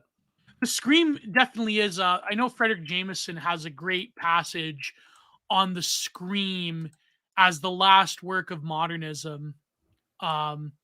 So, in other words, I think even like you could say that in a Spenglerian take, it is sort of like man at the crossroads of the sickness of the century, right? The fin de siècle, right? Meaning like the sort of coming age of the mass and the sort of chaos of the 20th century that's embarking just on the cusp of when Edvard Munch painted the Scream. But Frederick Jameson had a great take where he talks about the Scream being the last work of true modernism because the viewer is looking at the Scream. The Scream is expressive, right? The Scream is genuine sincerity, but looking at the viewer as sort of like this modernist notion of you're confronting nature, you are confronting yourself, right? Because later works of postmodern art, they're away from the viewer. They're collaged. They're sort of no longer is this like grand statement on the nature of humanity. I actually have postmodernism here with me. Maybe I can dig it up. But yeah, go ahead, Prude. What is your take on the Scream? See if I can find it.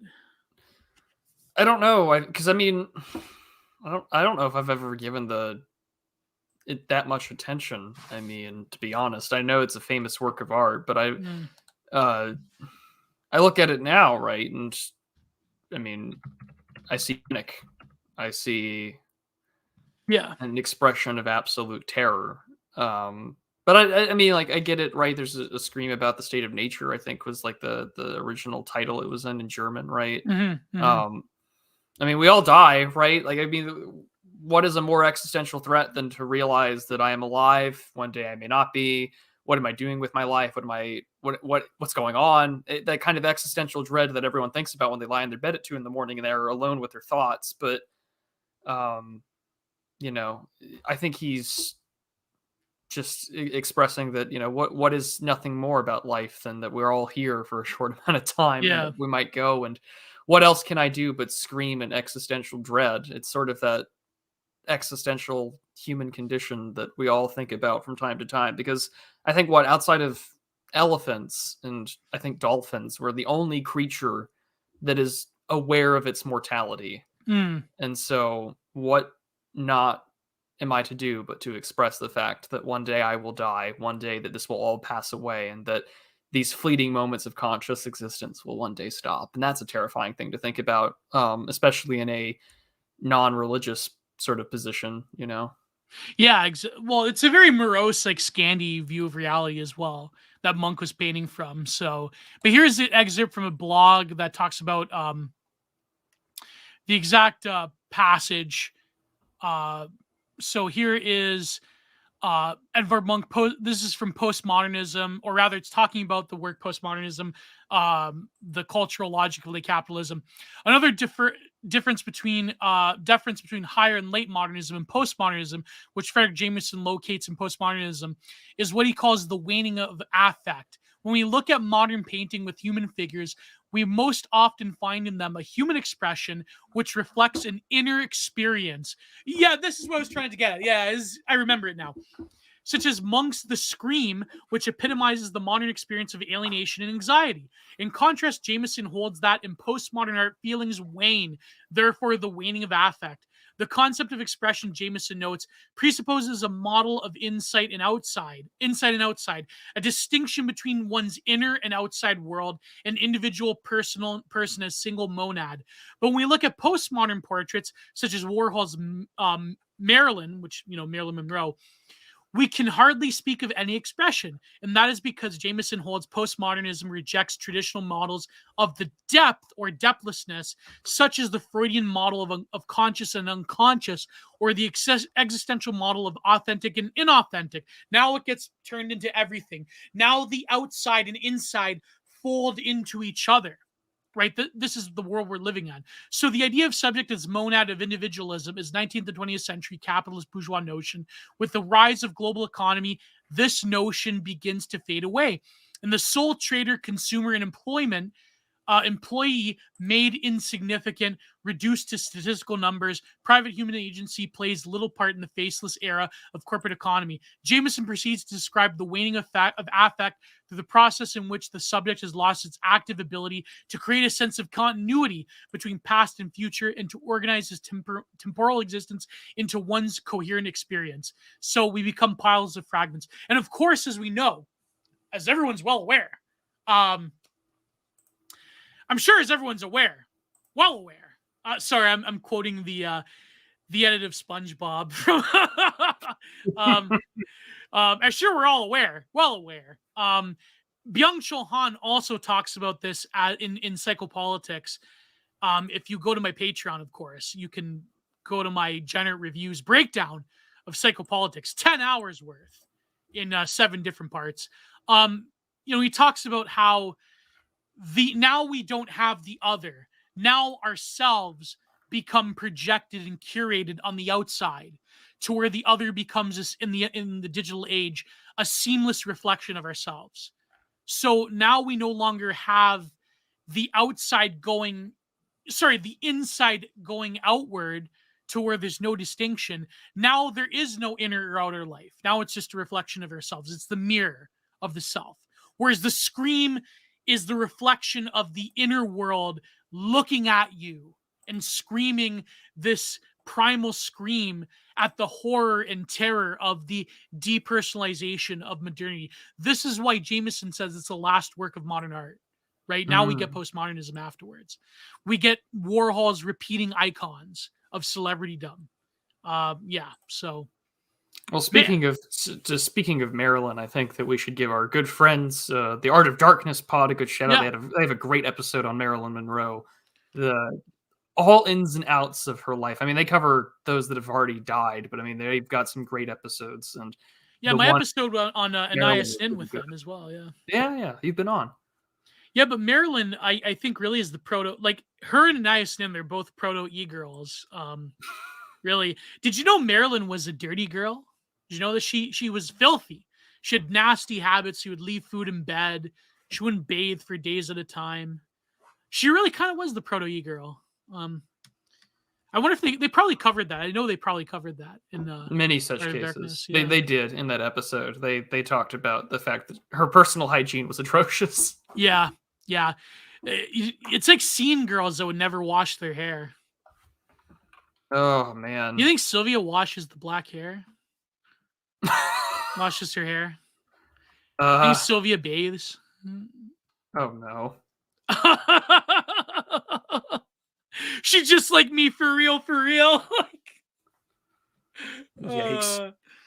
Well, you know what's funny is that I think even to answer Fishy Frenzy's question, I think that people even Edvard Munch was I don't know, they tried to cancel him over his some political things, but of course they canceled Edvard over his view of women, but politically he was always mercurial, and I think he did have some like proto-based beliefs. But oh my god, Spasticus, don't mention, no, we're gonna get in trouble. Having streamed with her back in the day. Back in the BTR days. Yeah, I mean, this is the funny thing. Imagine the smell is the there, I said it. Can we move on? I mean, that's so Cyber Ninja Zero. The point, damn, bitch, you live like this. Well, damn, bitch, you smell like this. Like, I just think about middle school and people that would dye their hair and then not wash it for weeks on end. And you're just like, oh my god, please just stop. Although, like as I've said before, in my own sort of youthful nostalgia, bring back the scene girls, bring back the emo chicks, because at least the ones in 2007 didn't have dicks on them. Yeah. Now, if you see a woman with emo, aesthetic that's probably an Impossible Woman. Yeah. It's Yeah. beyond women, folks. Beyond women. Beyond Woman. That's where we're at. Yeah, PU for Man. real. Putting the PU in pickup artistry, it's awful. Man, I mean, People, isn't it? people Isn't who it? had dreadlock. Oh yeah. Oh yeah, Uh, yeah. Is it an indictment on us that like millennials are nostalgia over like emo girls? I don't know because A there's little a lot of bit. like Gen X guys I know that are big into Suicide Girls, and those are just Yeah, basically models with tats. I was big into Suicide Girls. Can't blame them. Yeah, but like I mean, I it kind of is true though that like I'm thinking of like 2010's Matt Forney article from Return of Kings about like Mm. if she has tattoos, she's damaged. Like I wonder though. I wonder, and not in all cases, but I'm sure like there is. I hate to say it, but like if a woman does have a lot of tattoos, I don't know. I don't know. Probably not good. There weren't many A goth. vibe. A vibe. It was a vibe, yeah. It was certainly a vibe. That is a considering what Gen Z has nostalgia for. Yeah. What do they have? What do they have? Yeah. What does someone born in 2003 have nostalgia They're for? nostalgia for Ben 10. Probably. Probably, right? That's a fair question. We have nostalgia for Clone High. They have nostalgia for what was the other teen show? The Teen Island, what was it called? I do not That know. had Danny Phantom on it. What was that show? There was a whole show. There was Danny Phantom. I don't know. No, it had the other goth girl on it. That one show. What's it Oh, called? Kim Possible. No, I know Kim Possible, but like, oh man, I forget. Born in 2000, I have nostalgia for Skyrim. Oh boy. Well, they keep re-releasing it, so your nostalgia's forever. No, Gluff. Suicide Girls were mid. Abby Winters girls were mid. Nobody remembers Abby Winters. Except everyone in the group chat. Yeah. See, Teen Titans, Total Drama Island. That's yes. Total Drama Island. That's what I was Invader thinking of. Zim, Animal Jam, 240p, Lucky Star episodes on episode Littlest Pet Shop. There you go. Oh man, It's a exactly. scary thing to think of. This is the well, I mean, That's it's not all terrible. that different from 80s and 90s nostalgias. Remember consumerism? Remember those things that you were into as a kid? Remember those bits and bobbles? Remember how great an animated show was designed to sell toys? Are they nostalgic for Pippa the Pig? It's very grown up, you know. Remember 4chan was like memeing Pippa as being based? I remember Chalk Zone, Kevin. I remember virtually all PBS cartoons growing up as a kid because I didn't really grow up with cable or anything. So yes. Yeah. Oh, now that we're talking about cartoons, I wanted to ask you about this. Okay. I know. You know how I was lambasting the new trailer. Sorry, Peppa Pig, not Pippa. Peppa Pig. I remember when I was a kid, I watched Pippa Longstocking.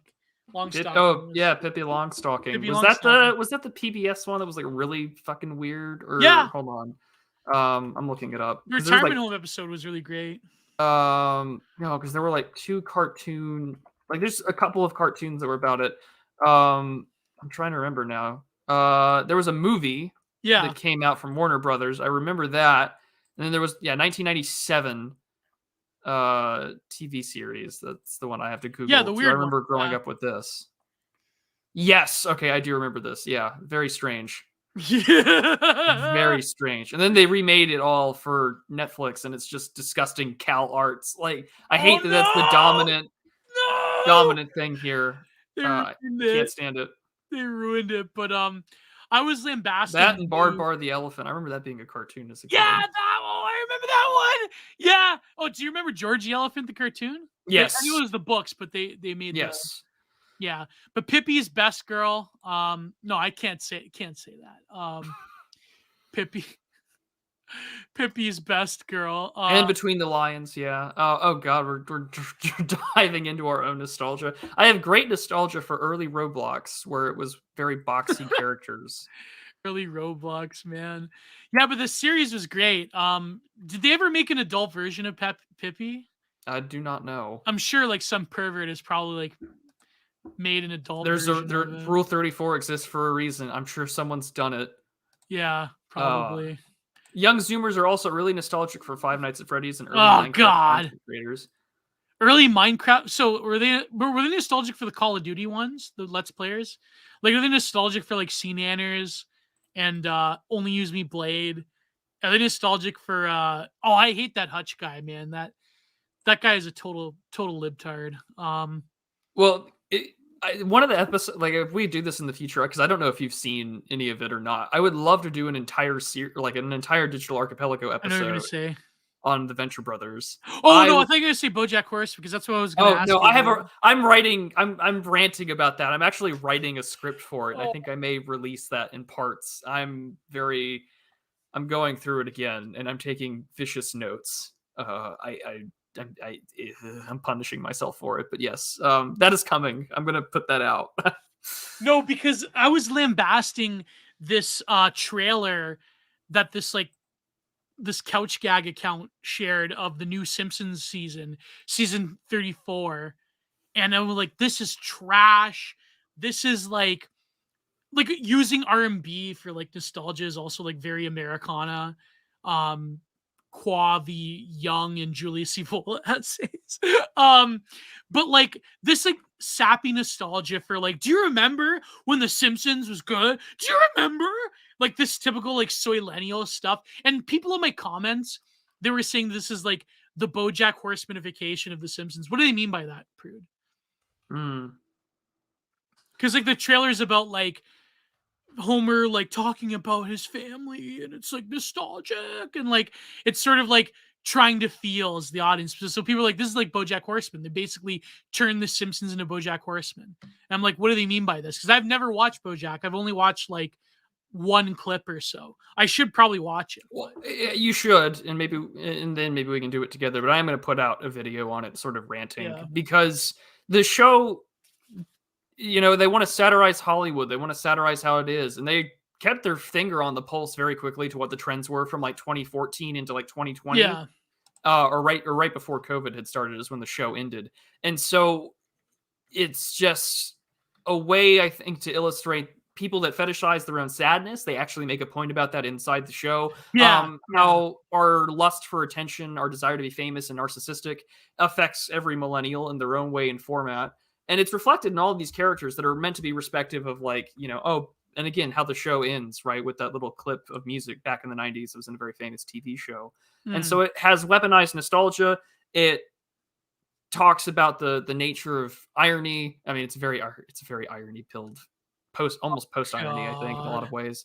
And it's bad to a point where everything that you can think about that you would find in someone's like blogspot blog about their personal life and drama. The confessional article. It's all there. It's all there. It's all there. I should watch it, man. That'd be totally millennial. Like it's a very millennial show. And Fishy Frenzy, don't ask that question. I'm already got a frog profile picture. Uh-oh. He got kicked again. Man, what's wrong with StreamYards today? So yeah, but damn, what's wrong with StreamYards today, man? No idea. Weird. It's the attack. Don't start with me, Fishy Frenzy. You probably a frog actually. What is he talking about? Your persona? Yeah. So we're. If you have a prude persona, that could be like a persona. Y'all are awful. Do not know. Frog Sona, Eric in the chat. Frog Sona. Y'all are awful. God. Y'all are awful. They attack internet connection. Yeah, they do attack internet connection. No, I was complaining about weaponized nostalgia. What a great phrase. I mean, it's true, Richard. I mean, what is it other than weaponizing? But it's not new, right? Because like if you look at like early Cartoon Network or / Adult Swim stuff with like Robot Chicken, they would have whole little. You remember these things from the 80s that you liked, that like Seth MacFarlane and others. Do you remember these things from the 80s? It's like, do you remember what happened to the Thundercats? Well, we can look at them now in 2004, 20 years later, and they like live in a trailer, and it's voiced by Seth MacFarlane, and it's like, or it would talk about even the Muppets. It would talk about everything, and it was just a way to sort of poke fun at nostalgia, whereas now everyone's sort of like dying for it to some extent. Although Robot Chicken is so old, there's some of its earliest skits are making fun of George W. Bush being a Jedi and shitting on like midichlorians from the prequels. It's chef's kiss. Man, that's like Yeah, Goonland. Popeye breaks the fourth wall. Eternal fight against the goon. Yeah. I No, hate how but that word has been weaponized. I know, but it's so popular now. Like I like to think, that follow the rules help popularize gooning, or rather, like the term being used, not like gooning itself, but like you know. But no, And but yeah, that like can we go back to that just being a word for henchmen or certain or hockey hockey goons. players? Yeah, Yeah. tacos rule absolutely. Their Oh my device god. underneath the Federal Reserve building disrupts signal. So true. Or the 2004 jib jab nationalism. Yeah, it's so. Do you remember those? Jib jab nationalism. Yeah, little jib jab. These little videos with like they would take like portraits or pictures of like the actual presidents and they put it over with music. Like they did one Oh about the yeah. 2008 election. Yeah. It's Yeah. time for some campaigning with the times are That's changing. old. That's oldest of old hats, man. Like, do you remember like the Flash animation games? One of them was George Bush, where like the George Bush like fought the Taliban with like an AR. Yeah. Yeah, like that's Good times oh as a kid. man, Good times. good times. Like, But remember? even that, Do you remember September that's why I 12th? want to review partially the Venture Brothers because Yeah. one, they dropped the trailer for sort of how the series will conclude because they canceled it, which makes me very upset. Oh And man. then, but it parodies everything from like all those like animated serials from like the 70s and 80s about Johnny Quest and GI Joe, which is the OSI, or Sphinx being like Cobra Commander and all that stuff. I really do want to review it because I mean, there's not a lot of good writing or comedy anymore. I think for a lot of animated television, I think it contrasts very Yeah. clearly with the humor and other things. I mean, again, it's an Adult Swim thing. It's not going to be the pristine bits of it's not going to be like this is your right wing reactionary take on the Mm-hmm. show. Like, I mean, you Colonel Hunter Gatherers, which is like a total twist off Hunter S. Thompson, right? Like wants to be a woman. Sergeant Hatred is quote unquote a recovering pedophile. Like it's not Oh a it's not a god. show that's going to be your reactionary viewing, but it's damn good writing. Oh man, see, look, Kevin in the chat, you exactly addictinggames.com was the best. Do you remember September 12th? I just would play that for hours, where it'd be like a random like town in like Baghdad that you would bomb, and there was no purpose to it. I believe the creators did that as like an artistic statement, as like a critique of the war, of like the day after 9/11, right? So I wonder if you could find footage of that September 12th. You can. Yeah, There's a probably there's a can. whole bunch of articles that are written about it as well. That's right. Yeah, man.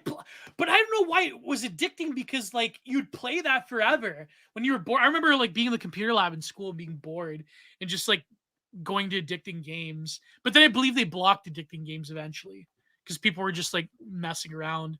Yeah. If you're a millennial Canadian growing up, you remember playing Cross Country Canada in the computer lab. I mentioned that more than once in this chat. I would never play it right. I would always crash the truck. I was one of those like autistic kids, would just like mess around. Like I would never remember the pirate game. They'd have the pirate game where you had to like have like a crew. You had to like pick the crew, and you had to like pick the supplies. Then some idiot would like give them nothing but rum, and like the ship would crash after like a day. So like, oh man, Mini clip bros. That's so true. stupid videos was better than YouTube. It was better than Yes, YouTube. cross country Canada ethno state. Yeah, yeah, bro. Yeah, internet friend, of course, knows. Man, there's a lot of Croatians in Canada. I can't believe this. I have a family member who used to install Halo CE in computer. Yep, that was my middle school years. Oh, we had I told you the story with the LAN party, right? Yep. Yeah, about how I was owning everybody. And then they were like, I was like screaming so hard because they would try to troll me by like changing their usernames, like Geo is gay, Geo is fat, blah, blah. And I remember my film teacher came in. He's like, Geo, calm down. I can hear you all the way at the end of the hall. I'm like, oh my God. But yeah, we were playing CSGO, or no, the original Counter-Strike. And 1.6, baby. oh yeah, and I was owning everybody. And they're like, I can't believe Geo is so good, because I wasn't a gamer. I would just like play Call of Duty, whatever. But yeah, man, that was a great time. Those were one of my best memories from high school. Yeah, E-Bomb's World, but I don't know, E-Bomb's World kind of sucked. Yeah, Newgrounds, of course. My former The co-host was proto YouTube sort of deal, where if you wanted yeah, to see a viral video, it was on Newgrounds. It was not on YouTube. exactly. Yeah. Teenage Zoomer nostalgia is even worse. Homestuck and Tumblr. Oh my god. I'm I'm Imagine being not this. familiar with Homestuck. Tumblr, or unless you meant Homestar Runner, then that's different. But that's a Yeah. little older than I think most people give it credit for. Yeah. E-bombs only existed for 4chan to have a scapegoat. It's true. It's true, man. Oh Yeah, yeah. Chan culture really hated e-bombs. You don't need to know, says Excesses of Liberty. Well, then I will know. I will not look up Homestuck. I will leave that alone, and I will rely on some internet historian like Catherine D to tell me all Yeah, I was about it gonna in a say Substack this has post. devolved into a Catherine D article. I remember Ghost from True Capitalist Radio listening to him back in like 2012. He's like the one radio graffiti would be like Ghost, your clips made it onto E-Bombs World. He's like, screw E-Bombs, screw E-Bombs. I hate that guy. I'm like, Mm, oh man. Do you remember Wimp.com? I Remember do. Wimp? We're Yeah. we're slowly sliding into our own nostalgia memberberry, consumption live on air. Remember watching WTF on Wimp.com? Oh no. Suckle, remember? Oh man, Oh How Lord. the World Ends. That was the one. WTF? What was it called? It was like everyone's nuking each other. That was a Yeah. great one. Oh, I look at Gloff. Oh, I remember. Yeah, yeah, yeah. Is nostalgia? Nah, never mind. Better not ask that on air. All human beings are naturally nostalgic. I mean, the word Yeah, nostalgia goes all the way back to like ancient Koine Greek. yeah. But So I I don't guess like think the so. weaponization of nostalgia is something, you know. Yeah, I mean, I just, to some extent, I understand why. I mean, it is weaponized. I mean, you do it especially with elections. I mean, what is this has been a debate going on, I think, for a while, and the distributors covered it quite well, actually, Mhm. between like Thought Slime and the Quartering. And Oh yeah, that Thought Slime character said that like all right wing politics nowadays is cultural nostalgia, which to some extent, I think that there's yeah. some It's true. definite truth in that. But at the same time, this is why, although I think Gillum Fay is like what they would call himself a leftist nowadays. But I mean, that's sort of the bit about the spirit of archaeofuturism is that you can take something from old and bring it into the future. But even then, right, that vision that he has is definitely not what I would consider the same for what I would want for a Western future. But yeah, But I don't know if, Guillermo Fay is a leftist now. well, he calls him like the Nouvelle Droit or Nouvelle Droit. I don't know how you pronounce it in French, but I mean, Nouveau it's considered a Droit. leftist party. Like the only two people that published that book is a left wing publisher and Arctos. No, what? I didn't know this. Yeah, What happened? I I don't know that the know. Ukraine broke, like they became like gladio nationalists, but that's crazy. Is Sunik's probably not a leftist, or is he? He I got could yeeted off of Twitter recently, along with Anglin and Varg. A whole bunch of them all got yeeted off Yeah, at the same time. yeah. They got rid of Kevin McDonald. Which has never broken any TOS rule at all in his entire time on Twitter. But he's got to get going. I think that's why Um, they made a stink of it. So Elon didn't want bad press. That's probably what it was.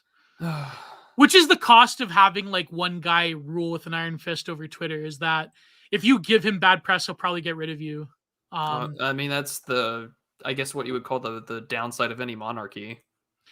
Yeah. Well, Vingal is Tom Sunik still on the right wing? I That's don't. crazy about Guillermo Fea. That's terrible. The party is. I don't know if he would call himself a left winger. I Hmm. don't know, but there are only two places where you can get that book: a left wing publishing house and Arctos. Wow, that's crazy. I can't believe Dasha got yeeted, her private account. Maybe got master. I mean, I'm sure she'll probably be back. From what I've seen people screenshot and copy and quote tweet, it was probably mass reported. What did they report her on? What was the I screenshot? don't know. I'm just saying certain accounts with anime PFP saying like, thank God. Well, as you know, I'm not a fan of Dasha. I'm much more of an anime. But Yeah, I we don't know. we know. I'm not a Dasha. I don't know. Dasha, she's kind of annoying. I hate to admit it. Listen, if Anna listens to this, I'm not saying anything. Um, it's just like it is what it is. I'm not a Dasha fan. I mean, if they brought me on Red Scare, I'd talk to Dasha, but I mean, I'm much more of an Anna man. Put it that way. Yeah, the body count tweet. That's probably what Master Porter. That's probably what Master. I can imagine it was the body count tweet, which was a terrible tweet. I'd imagine that those were the things that get people ready to mass report. Like they're drama, man, drama. I'm not a fan. I like the future. I don't get involved. Citizen. Yeah, me neither. Did you see the future Moldovan citizen tweet? I did. That was that was probably the best. I don't know if I want to put that out on the air. If men can accept a high body count with women, then women have to accept. Oh, that one. Yeah, they can accept men that are overweight man who makes $30,000 a year. There you go. That's so future Moldovan really knows he's out for my heart. So I mean, we're mutuals. He's probably one of the best accounts on Twitter. No holds bar. I can admit that. He's probably one of the best. One of the best future Moldovan tweets was if Peter Thiel made the straight dating app the right stuff, can we make the gay dating app Countercurrents? That was brutal. It was. Oh man. Or what was the one it was a Marna something. I forget. It was a good one. I want to know who tweeted the Dasha Richard Spencer little dialogue. That one was hilarious. Do you want to go out and praise Apollo? You're a creep. Well, I like a burger, with grilled onions. And cheese. That was either Vinland Groiper or it was it may have been. It was a funny tweet. That's all I'm gonna say. I know the one you were talking about. Yeah. And someone posted it, and then I had to ask privately. I'm like, who the hell is the woman in this picture? Because I don't pay attention to these people. I had no idea that was her. You didn't know that was Dasha? No, I do not follow this space. Bro. I don't follow this space. I don't watch whatever show she was in until she was written off. I just what's it called? Not the world that I'm in. Succession. Not the world I'm in. No, but she's perennial around Twitter. I don't follow any of these people. Yeah, anyways. Apparently Richard Spencer was gloating over let's not talk about Tucker. You're tuckered out, so it's yes, very much tuckered out. If you want to hear my takes on Tucker, which are probably have aged like milk since he gave his little announcement tweet, you can go watch that on Oren and on Popular Opinions with Academic Agent. What do you think he's going to do next, though? You didn't cover that in the stream. I mean, you did cover it in the stream. He said, "See you soon." So I mean, maybe he's creating his own media company. Whatever he does, I think with how the average age of the Fox News viewer is, I think that whatever he does next, he has to attend to a younger millennial Gen Z audience. I think here's what my advice to all of you in the chat is that if Tucker creates his own media company or hooks up with Elon or whatever, it's your obligation to find a way some of you are Zoomers, so you have boomer grandparents now. It's your obligation to make sure that your grandparents can watch Tuckler on TV. Find a way, get a Fire Stick, get some kind of Apple TV. Get an Apple TV, get a Fire Stick, make sure that they can. Although my shitposty take was I can't wait for the Tucker Carlson TikTok star arc to begin. That'd be crazy. Yeah. Tucker Twitch streamer arc, let's go. I mean, he'd get banned within one episode. But the thing that I'm consistently worried about is that say he signs with Spotify Rumble or whatever, right? Maybe outside of Rumble, because it's the iPack of YouTube alternatives. It's that how much shit did Joe Rogan get for signing with Spotify? People were threatening to quit. Yeah. And things like that. So wherever Tucker goes, right? There's going to be 12, 20 times more of a harsher pushback than say the safest of safe, edgy stuff, which is Joe Rogan. Oh, definitely. Yeah. I mean, imagine if Tucker goes to Spotify, that would be there would be a massacre. There would, wherever he goes, right? You also have to incorporate Daily Wire. The legal costs. Daily Wire. Oh, it'd be so over.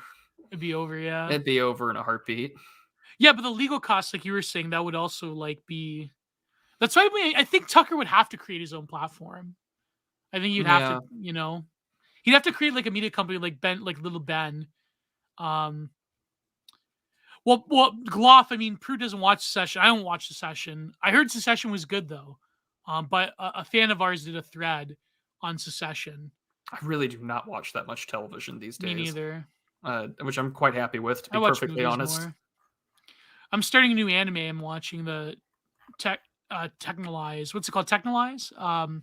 A fan of ours recommended it, but I still have to watch Cowboy Bebop Oh, you're watching and an anime. yeah. Look at No, but you. also I'm watching other things like I I have look to forward to your new pronouns. Essential Troon Core. But yeah, Tucker makes the circuit. Unpopular opinion. Jay Burden, Restoring Order, Content Minded, Old Glory Club, Digital Archipelago. There you go. Who else? What We'll have Tucker on one we'll of have these. Tucker on. I'd like to think that that's the dream, right? Is Yeah, that we can get Tucker on we'll one get him on day. as your One free day. guest. Like he'll go on Prudent Observations one time. He'll go on Content Minded. He'll go on Digital Archipelago. We'll make it work. We'll make it Make it happen. happen. We don't glow nearly as much as the other people he's interviewed with, so why not? Why not? Yeah. It'll be great. Oh man. Although Who's it is sad though, because like he got off, and I was thinking to myself, damn, all of my mutuals had gotten on his Tucker Carlson originals, and I Are didn't mutuals? get Are that you chance mutuals yet. with our Mexican friend Which Mexican friend? You'll have to. Pedro? Oh no, I am not. I do not Oh, follow. okay. Well, I That's what I was follow referring him. to. He's in a war with Perry right now. Oh yeah, I saw that, and I was like, "You're a political account. Why are you going to war with like Twitter's biggest shit poster?" Yeah, not a good idea. Not a good idea. Not a. I just ugh. Oh man. The Martin takes were so fire though. Like that kind of man. Martin is my favorite Twitter account. End of discussion. That's about it. Little Mike Milksugar, Mexican friend Mad Goal. You know what's even worse? If what Exile Judd says that he's not like an act like that the alleged docs of Mad Gold is fake, that he's like some scrawny white kid from New Jersey that's like a fifth Italian. That'd be that'd be even more hilarious than if Tucker he was and like Dave actually versus Evil D Live original. Oh man, imagine. Can you imagine Tucker and Distributus together? Uh, Can you imagine he probably would have distributed, like if Tucker has his own media empire, can you imagine how many mutuals of ours could go on Tuckler? Can you imagine AA on Tucker talking about Prophets of Doom? Can you imagine if Tucker had me on talking about neoliberal kitsch towards a concept when it comes out next year?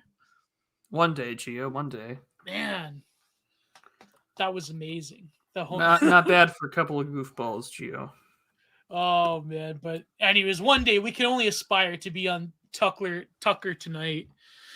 So, anyways, Oh man, it would be nice. It would be nice. But yes, the Home Depot tweet, milk truck driver was 10 out of 10.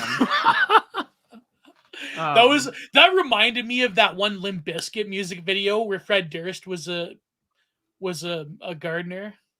That was a good one. I think it was it Have a Look Around, or was it I have to look up that one particular music video. But if someone can help me out in the chat, you know the one where it's like he's a gardener and he like drops his tools, where him and John Otto are like doing the garden for someone.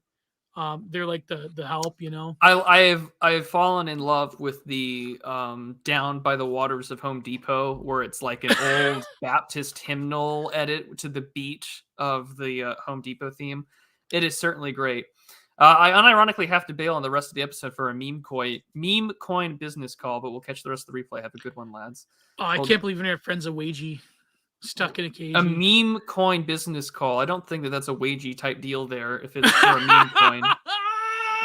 No, true. Yeah. Oh man. It'll be great. Gio ate the biscuit. What do you know what Limp Bizkit's referring to? I was waiting for you to continue on there. I don't listen to Limp Bizkit either. No, so if you go to Encyclopedia Dramatica, if you go to Urban Dictionary, that's a place I've not been on in a long time. This Encyclopedia Dramatica. That's like the OG Kiwi Farms, where every lolcow in existence has an article there. That was like how like TJ Kirk was like trying to shill his DeviantArt like smut. That's like this edgy smut. It's funny because he wanted to like sue Encyclopedia Dramatica back in the day for like getting into his DeviantArt account and like posting this like terrible gore sexual stuff he was doing. But yeah, so no, I meant Urban Dictionary. So go to Urban Dictionary, type in Limp Bizkit, yeah. So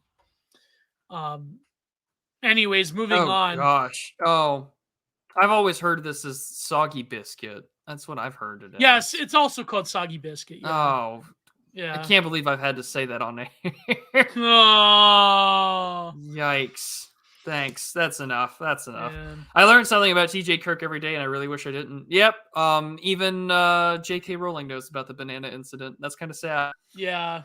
That I remember the the video queen of all turfs is aware of the amazing atheist's depravity. Let me put my cam on for a minute and give you the video that TJ Kirk did. So TJ Kirk back in the day did this video where it was like a minute where he was calling out the team of Encyclopedia Dramatica. He goes like this, goes, Encyclopedia Dramatica, my DeviantArt, I want it off now, or I will take legal action. That's the video. That was the whole video. I watched this back in the day, and you can look it up. Go search TJ Kirk Encyclopedia Dramatica. The Amazing Atheist, I believe, threatened to sue Encyclopedia Dramatica back in the day. So, good lord. There you go. There's something about that early internet age where it was all kind of new ground for legal shit and things like that. Lawsuits, yeah. But speaking of all the stuff that we've covered, you've also talked about the yellow vests in your artwork. My mallard, yes. My article for the mallard. You've got quite a few the yellow vest paintings, on the yellow vest stuff. Let me see if I have them all ready to go. I do. I quite liked them. It's always nice for people to share their work. Like, look at this, fellas. Look at this. These are on the original Instagram that got hacked, so I have to put them up on my website. But I gotta work on my website. TJ Kirk is evidence for God. I couldn't help but laugh though too, because like when the Dobbs decision was finally like made public and like they had said like, yes, this is actually the ruling and the law of the land, he makes a video where he unironically dresses like a fucking demon. And he's just like, I'm mad about this, and you should be mad too. And it's just like, oh, is somebody upset that you can't kill, child sacrifice? Just great shit right there. And I mean, like, he unironically dressed like a fucking demon, and it's just like, you're really making the case for like cultural Christianity there, buddy. Like, way to go, TJ. Yeah, the cultural Christianity thing, I noticed it's coming back into discourse now. Yeah, and you've got Canon Press and Stephen Wolf to thank on that issue. Although I think Stephen Wolf has got the better argument than Canon's argument for civic nationalism, cultural Christianity, whereas Stephen Wolf is like, nope, it really is white evangelicals as the moral core of this country, and he's not wrong. Would interviewing Stephen Wolf be an optical, or would it be all right? It'd be great. What do you mean? Like he follows like half the sphere already. No, but I mean like from a like he's not affiliated with any like Wignat or like an optical. No. Yeah.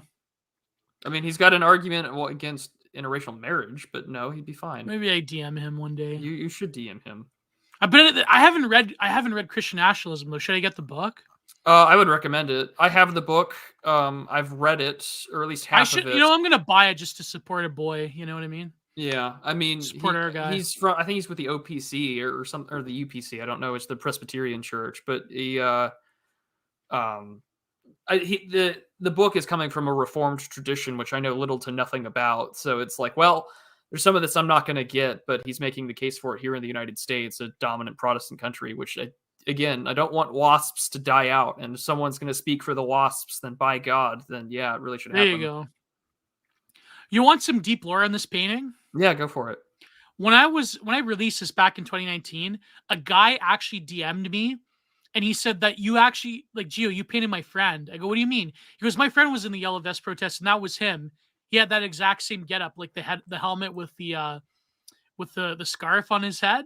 I go, oh my God, really? He goes, yeah, you painted my friend. And then he's like, I showed him and he's like, whoa, I can't believe it. I don't have access to those DMs anymore because of, what happened. But, you can follow my new Instagram account. That's in my link tree.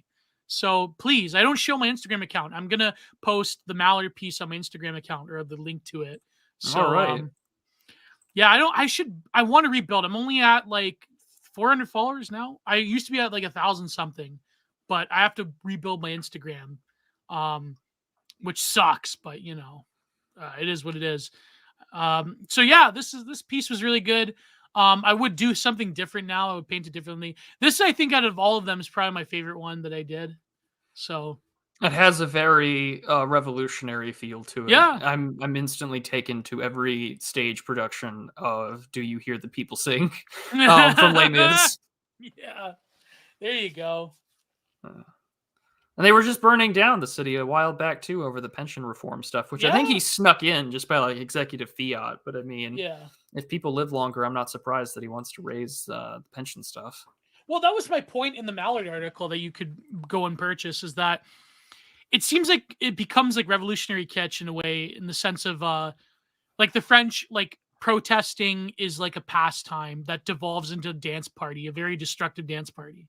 And Hmm. it's like it's a perpetual thing since the LFS onwards. I mean, in French history, obviously, but it seems that like the mythology of Bastille is like now becomes kitsch, like political kitsch, because now it's something where you let off steam, you destroy some property, you have a big dance party. They did this during the Extinction Rebellion thing too, but then at the end of the day, you still go and vote for Macron and the globalists. So there you go. Well, yeah, I mean, this has literally happened when it was Le Pen versus Macron for Yeah, re-election. I mean, you've everyone who hated like Le Pen was like, I don't like Macron, but better than her, you yeah, know. exactly. And in fact, there's that there's a book about this, about like the history of conservatism and European democracy, written by a certain individual, is a Blatt, which I'll let you do whatever you want to do with that. But he was just saying, like, listen, like the whole purpose of conservatism in the West post 45 is to make sure its more radical elements are kept out, and they cited Hmm. that as an example. So yeah, I mean, I'm not surprised. Um, Yeah, like exactly. that's the purpose so much now, is containment, to keep things moving. Let's riot for climate change. Like, what is that? Like, what is that going to do? It's a dance party at the end of the day. Like, it's like even the Is Yellow this Vests. I hate is to this say it. cultural folk activism? Is this folk activism at this Well, I point for the say it's a French? form. Yeah, I say it's a form of folk activism, but it is. But I think with the Yellow Vests, it did mean something. But the sort of current iterations of these protests are meaningless, and Mm, they're virtually meaningless. I mean, the whole thing about like Macron and like almost getting beat up in the streets and like burning down his favorite restaurant, like yeah, they're good. That's based. That's good. But not that we advocate violence, but did you see that clip where he almost gets beat up? yeah. Yeah, like it's no, but at the end of the day, they're still gonna vote for him. So does it really matter? Right? Like the yellow vests, they protested, but they voted for Macron at the end of the day. So I hate to say it. Like it's aesthetically though, it's a very, like as I say in the article, it's a very interesting aesthetic politics of populism. But at the end of the day, the French are very particular in that regard. I think all Europeans now. Um, I didn't want to mention this because, of course, we're trying to avoid it, politics. But did you see that one? Our good friend Paul Fahrenheit. Did you see that one take I did not. about Europe? I actually don't follow Paul. No, I avoid the coal that way. he had this take where I'm not talking shit. If we could get him on one day to defend himself, but he said that the Europeans are using the Chinese and the Russians as like pawns against America. Interesting, but okay. Yeah, interesting take, but I can't. Oh, it's the other way around, Paul. Paul, it's the other way around. It's the other way around. I mean, look, there's a lot of European autonomy and self-interest that would love to use that as a levying tool. I mean, that was Yeah, of basically the course. foreign policy of British Labour during the Cold War, was to find a way to pit the USSR against the US for the UK's own Yeah. interest. I mean, it's the classic funny story of how the MiG-15 was produced. Was that Yeah. like, oh, the F-86 Sabre comes out and the Soviets are like, well, hey, UK, can we take a look at your new Rolls-Royce jet engines? And the UK labor at that time was just like, here, take a look at the whole fucking design. Um, and so, yeah. No, It's but I mean, I just think that it's pretty clear that the Europeans are the pawns of the American deep state. some are, but I mean, at the same time, like that this falls into the same criticism that you'll see against a lot of realists, where you cannot deny the fact that a country like France, like Macron, has agency. Yeah, They do. well, to an extent. Well, as to the extent that any great power does, or in the midst of dealing with larger powers. Like, France still has a sizable military, it still has a nuclear arsenal, it still has a pretty hefty foreign policy in sub-Saharan Africa. Like, you still do. You can't deny the fact that European states still have agency. To an extent, but then at the same time, like the whole meeting with Xi Jinping was basically Macron trying to like be good with Biden to say like, oh, I could manage to convince Xi Jinping to take Biden's calls again. It's like, and of course it didn't happen, but I don't know. Like, but also another thing too is that you'd have to like the problem is also like a lot of these takes is that I'm not talking about Paul Fahrenheit. I'm talking in general. I'm not talking about Paul Fahrenheit. I mean, like, are you willing to strike Russia out of the ledger of what is considered European, which a lot of people are doing nowadays? And like, I mean, even Russia, they're doing this. But at the same time, I mean, there's a case to be made that Russia is very integral to the history and the foundation and the unique ethnogenesis of Europe as a whole. You know what I mean? So it's like, as much as Eurasianists want to say no, as much as a lot of like European Americanist fundamentalists want to say no, you still like that's a valid debate. Is Europe still is Russia still a part of Europe and vice versa? You know, so that's another debate, right? Geopolitically and also culturally and racially. If Biden called me, I wouldn't pick up the phone either. No. Yeah. But you know what I mean? Like, it's just, I don't know. I get where Paul Fahrenheit's coming from. It's just that I don't agree. Like, again, I don't agree with the take. I mean, it does. Europe has much less agency in this equation than America or China or even Russia. So let me try and get to that, because I've now got a 1912 history of modern Europe in front of me. Trying to find the chapter on Russia. Rise of Russia. Here we go. There we go. Let's see if I can find Peter the Great here real quick. Yeah, so I mean, they would argue, and I mean, traditionally this has been the view. And again, this is not a modern textbook by any means. This is published before 1950 and before the Soviets. But, you know, the grandson of Michael Romanov was the celebrated Peter the Great, who many rightfully be designated as the father of modern Russia. His older brothers, with whom during his youth he was nominally associated with government, died in turn without leaving a direct male heirs, and Peter became the sole ruler in 1696. From the outset, he showed an insatiable curiosity about the arts and sciences of Western Europe, the authority of its kings, and the organization of its armies and fleets. To an intense curiosity, Peter added an indomitable will. He resolved to satisfy his every curiosity and utilize whatever he learned or found. Kind of Faustian. Although there's a lot of stuff in, where's the pit? Here's the funny thing that when I think about the history of this region too, is that, where is it, where it talks about after expansion, it became the Dnieper River was the ultimate border between Poland and Russia. Mm-hmm. So just, it puts interesting things into perspective in this respects. Oh yeah. Yeah, but this is called this is volume 1, The Political and Cultural History of Modern Europe, 3 Centuries of a Predominantly Agricultural Society, 1500 to 1830, from the Macmillan Company, published by Carlton J.H. Hayes. And when I bought the book, because this is a little older, he was still alive, born 1882. But this is a published 1916, excuse me. Reprinted 1932 August. So yeah, an older text, but it's quite a good series of books.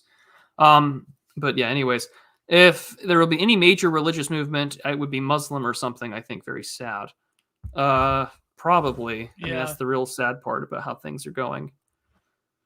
Yeah, Louis P. It's like saying Slavs aren't white. Yeah, I mean, by virtue of like current day like liberal ideology, they pretty much are white. So I mean, Slavs are white. What am I talking about? They are white. Like, it's, like, I mean, well, even with the literature about sort of like decolonizing or balkanizing the Russian Federation after the war, which I've seen some papers be written about. There was that map that was going around on Twitter There was that from guy, that. from Austria, the European guy. Which I found out because his following to follower, because he's got like 13,000 followers, but he follows like 12,000 people. Whoa! Apparently follows me, which I think is hilarious. But yeah, it was just nuts. Like, how do you? And I was saying this in a different chat, but it was just like, how do you get that done without some Russian military official pushing the red button? And there's like 10 white papers I've read on that issue, and all of them more or less just conclude, oh, well, it's probably going to happen. So who knows? God. Yeah, let's get Pentagon military officials to like 9 out of 10 agree on this one foreign policy decision of the American deep state. Yeah, it's like dentists agreeing on something. It's probably bad for you, and it's got fluoride in it anyways. Yeah, exactly. Russians are Slavized Finns. Did you see that one Asian-looking guy that was like a streamer that was Finnish? He's like, "I'm whiter than you. I'm whiter than you." Did you see that one clip? That was hilarious. No, I did not. Oh man, I'm missing the Dasha discourse. So I don't know if I get distracted a little bit. I'm trying to Twitter search the Dasha incident. But yeah, I'm with you on that one. Donald Trump gaming. They probably are the most autonomous one. They're the ones that, yeah. I mean, historically, this has always been the great push for European defense autonomy. It's been out of France. From the empty chair crisis to Chirac not wanting to play ball in Iraq, they've kind of been the most consistent one. Yeah. Dentistry is the biggest medical grift of all, and I will never be convinced otherwise. Thank you, Rag Plays, for your wonderful take. Modern dentistry is fine. I just take issue with fluoride. Although it's weird sometimes when I see people that will comment and then I find out that they have their own YouTube channels. Like I found out that Rag Plays does like a video game playthrough channel and has been doing it for like 10 years almost at this point. Fun stuff there. So there's a shout out to Rag Plays, a loyal listener and watcher. So thank you so much. But yeah, I mean, these are good paintings. I quite enjoy them. I like your art style. I like your atheist fedora tipper one. Shrek fedora, modernist Shrek fedora. Yeah, that will be like my most, well, hopefully not, but you know. Well, you have one about where's your one about? Hold on, I'm just gonna go to your Twitter account and find it. Because you've got the great one about Ruth Bader Ginsburg. That's pretty good. Oh yeah, trying to find it now. But yeah, no, you have good talent and your artwork should be supported. Oh, that is only available to search on mobile. Well, that's stupid. On the Twitter app, you can go to someone's profile and you can just use the search function there, and it'll search up their tweets. Whereas, I think mobile has the direct search on their account. Yeah, it does. It's fantastic. I never have to worry about. It makes it searching so much easier. It's fantastic. Look at Future I can't say it for YouTube, but Future Moldovan's Angel Olsen take is next level. I'll have to look at it after the stream. Oh my god! But I'm trying to find accounts, raper accounts that are talking about Anna. There you go. There you go, Gio. Return to your laid back Saturdays where you're painting. Yeah, I should do that. Yeah. I mean, I've been lazy with that, but I've been busy, you know. So maybe when I write a substantial portion of the book, then I will go back to doing it. So I don't know. I was goofing around last weekend and just trying to stream video games, which was a lot of fun. And those are behind the paywall now, never to be seen again. I don't know if I'll ever go back to that. Although I did promise I'd finish Cursed Halo, so I'll probably finish that and then go on my way. And the only other news bit that I've seen recently, which I don't know if we'll cover or not, we probably shouldn't, is that authorities are to release the Tranifesto. Oh, should we read it on air? I wouldn't read it on air. Maybe review it, but I don't know. I don't want to give attention actually to that. True. Even then, if the authorities are releasing it, I wouldn't be so keen or inclined to believe it's the original. You know, I mean, they probably heavily censored it. I will not pull a Morcar. I will finish the damn game. We are in the middle of the library on Legendary of Cursed Halo, and then we'll finish that damn game. I promise. It wasn't public to begin with, but they plan to release it. New Gloth. I don't know if they're ever will finish it, or if they will ever like give us the full thing. I'm sure it'll be edited or something. Yeah. Yeah. I don't know who will release it. Most likely the FBI. Probably. Read it on air, but interrupt every sentence with an ack. That's awful. Trying to search Mike Lindell Groiper's account to see if there's a dash to take. A Mike Lindell Groiper. Yeah. Geo, when is Geo Mambo #5 karaoke with e-girl name swaps? That's brutal. A little bit of That's awful. a little bit of Anna on the side, a little bit of gifts on like it's a good. A little bit of Rad Femme is all I need. A little bit of Catherine D. Mimi. Keep going. Like I could keep going forever. I know about obscure. Apparently, Tara followed me now. Finally, after all these years, Tara followed me. So I have no idea who that is. You know who Tara is? No. Oh man, she almost won the e-girl tournament. I was not on Twitter when that originally happened, so maybe let's keep it that way. But I hope that someone can clip that little bit there from earlier. You know what to do, audience. You know what to do, chat. Clip it. Put it on Twitter. 8 hours of this. Yes. He's thought of this before, hasn't he? Probably. Let's not kid ourselves. That's what Mambo #5 is for. Little bit of Tara is all I need. Please, please. Do you remember Boo? Do you remember Boo, the redhead? No, Geo. This was before I was on Twitter. I don't follow any girls. My entire exposure to that ecosystem exists solely through you. You were the only person I know with this much knowledge of e-girls. You and Crooner, and you two are the only people I know who I exposed myself to with this. Remember when Mini Maju used to be based? Oh, I should say You know what? Minnie's been nice to me, so I'm not going to insult her. So I'm not going to say anything. But Mini Modulation has been nice to me over the years, so I can't. I mean, I know like the trans thing. We can't be a little bit of a lecherous creep. No. Deepest lore e-girls. Oh man, can you imagine me, AA, and John D wouldn't be there for that one. I feel like D would be there just to be for, instead of moral support, he would be misogynistic support. Yeah. Geo is the Bear Grylls of e-girl ecosystems. I think he's doing a little more than e-girls. I'm the Philip Zimbardo of e-girls. I hope Sylvia goes on Twitter after Fish Tank. That'd be pretty good. I feel like, well, what do you do after that other than to market yourself? Exactly.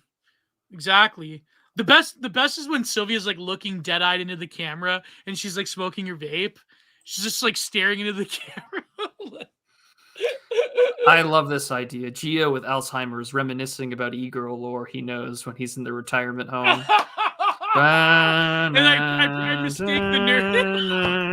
Yeah, it'll be. And it's like I mistake the nurses, like the Haitian nurses, for e-girls. Like, Anna, is that you? Anna, is that you? Tara. I remember and like Tara posted her feet. And a cousin of yours will be like, the nurse will ask a cousin of yours who's visiting, like, was he ever married? And they're like, no. Why does he keep talking about who are all these women? Gifts girl. Yeah, why does he keep talking about Anna, Dasha, Tara, Catherine? Do you remember when Tara wanted to post feet? Tara said she was going to post feet pics, but really she was wearing socks, so everyone was clowning on her. This happened. All right, Mr. Panichetti, let's go. Let's go roll you off to go by the window. Yeah, go by the window. Look outside one more time before we give you some death dignity. Give you some maid. Yeah, give you some maid. Come on, Geo, it's time to roll on over to the maid bed. Oh God. Jesse, what the fuck are you talking about?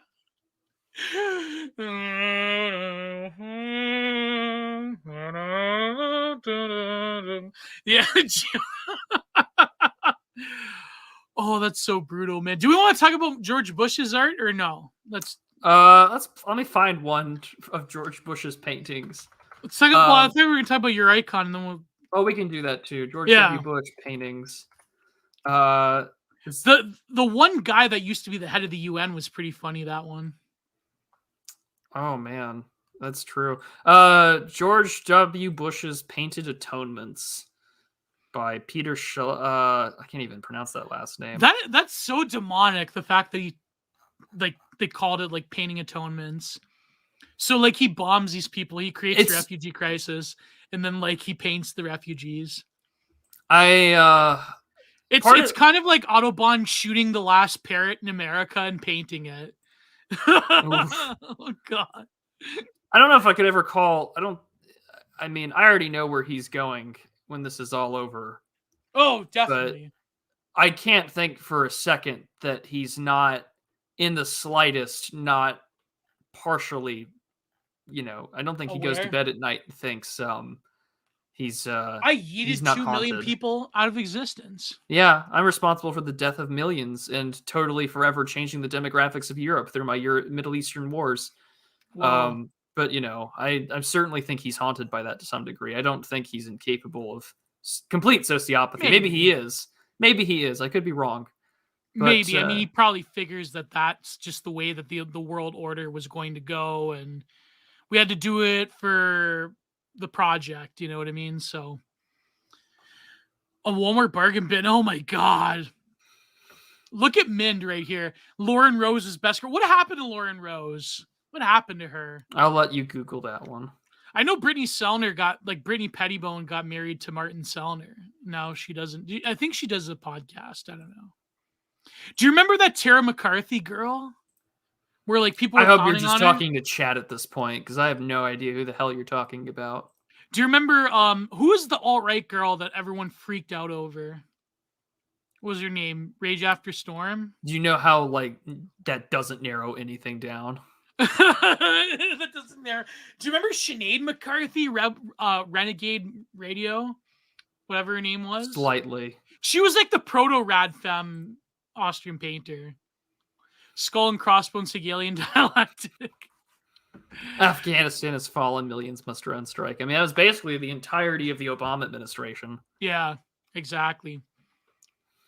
What's Well, I know Afghanistan's being run by the Taliban now.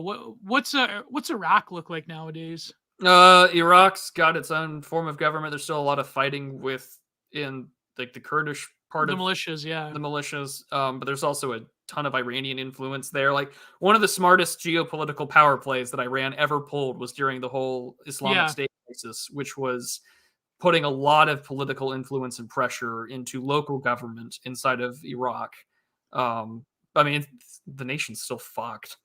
Like, we've done irreparable damage to that part of the world. Oh yeah, it'll be decades, if not centuries, before it'll do it. But I mean, Iraq is majority Sunni, but it's had a Shiite government for ages as well. It's just a mess. And I would like to properly look at Iraq and Afghanistan in a post-war lens, like what's happened since. I think Iraq is the more tragic story of the two. Unironically, Afghanistan's probably better in the hands of the Taliban. Like it's true. Like pray for our friend Lord Miles. Hopefully he gets out safe. Yeah, whatever happened to that? He's kidnapped by the Taliban. Oh, well, I don't know. I think he's still in captivity. I think they just let him out once in a while. I don't know. They let him out once in a while to tweet. Yeah. He'll tweet like being captured by the Taliban is still safer than walking in London at any time. He'll probably tweet that. No, but Iraq, like it's funny because didn't they occupy the place for 20 years just to prevent the Iranians from having a foothold in Iraq? Like, oh man, everything arrested for coaling. Arrested. That's what they charged him with, coal posting. Like that's how they That's why Musk banned Dasha for coal posting. Oh, I should tweet that. Man with body count bans woman tweeting about body counts. Did Elon ban? But yeah, I mean, he's got some interesting paintings, and I thought we'll find one that Gio can definitely talk about. While posting. It's there. I'm probably going to delete this because I can imagine the negative attention it's going to get me. But well, that's you. Oh yeah, the Pootler one. Yeah, that was funny.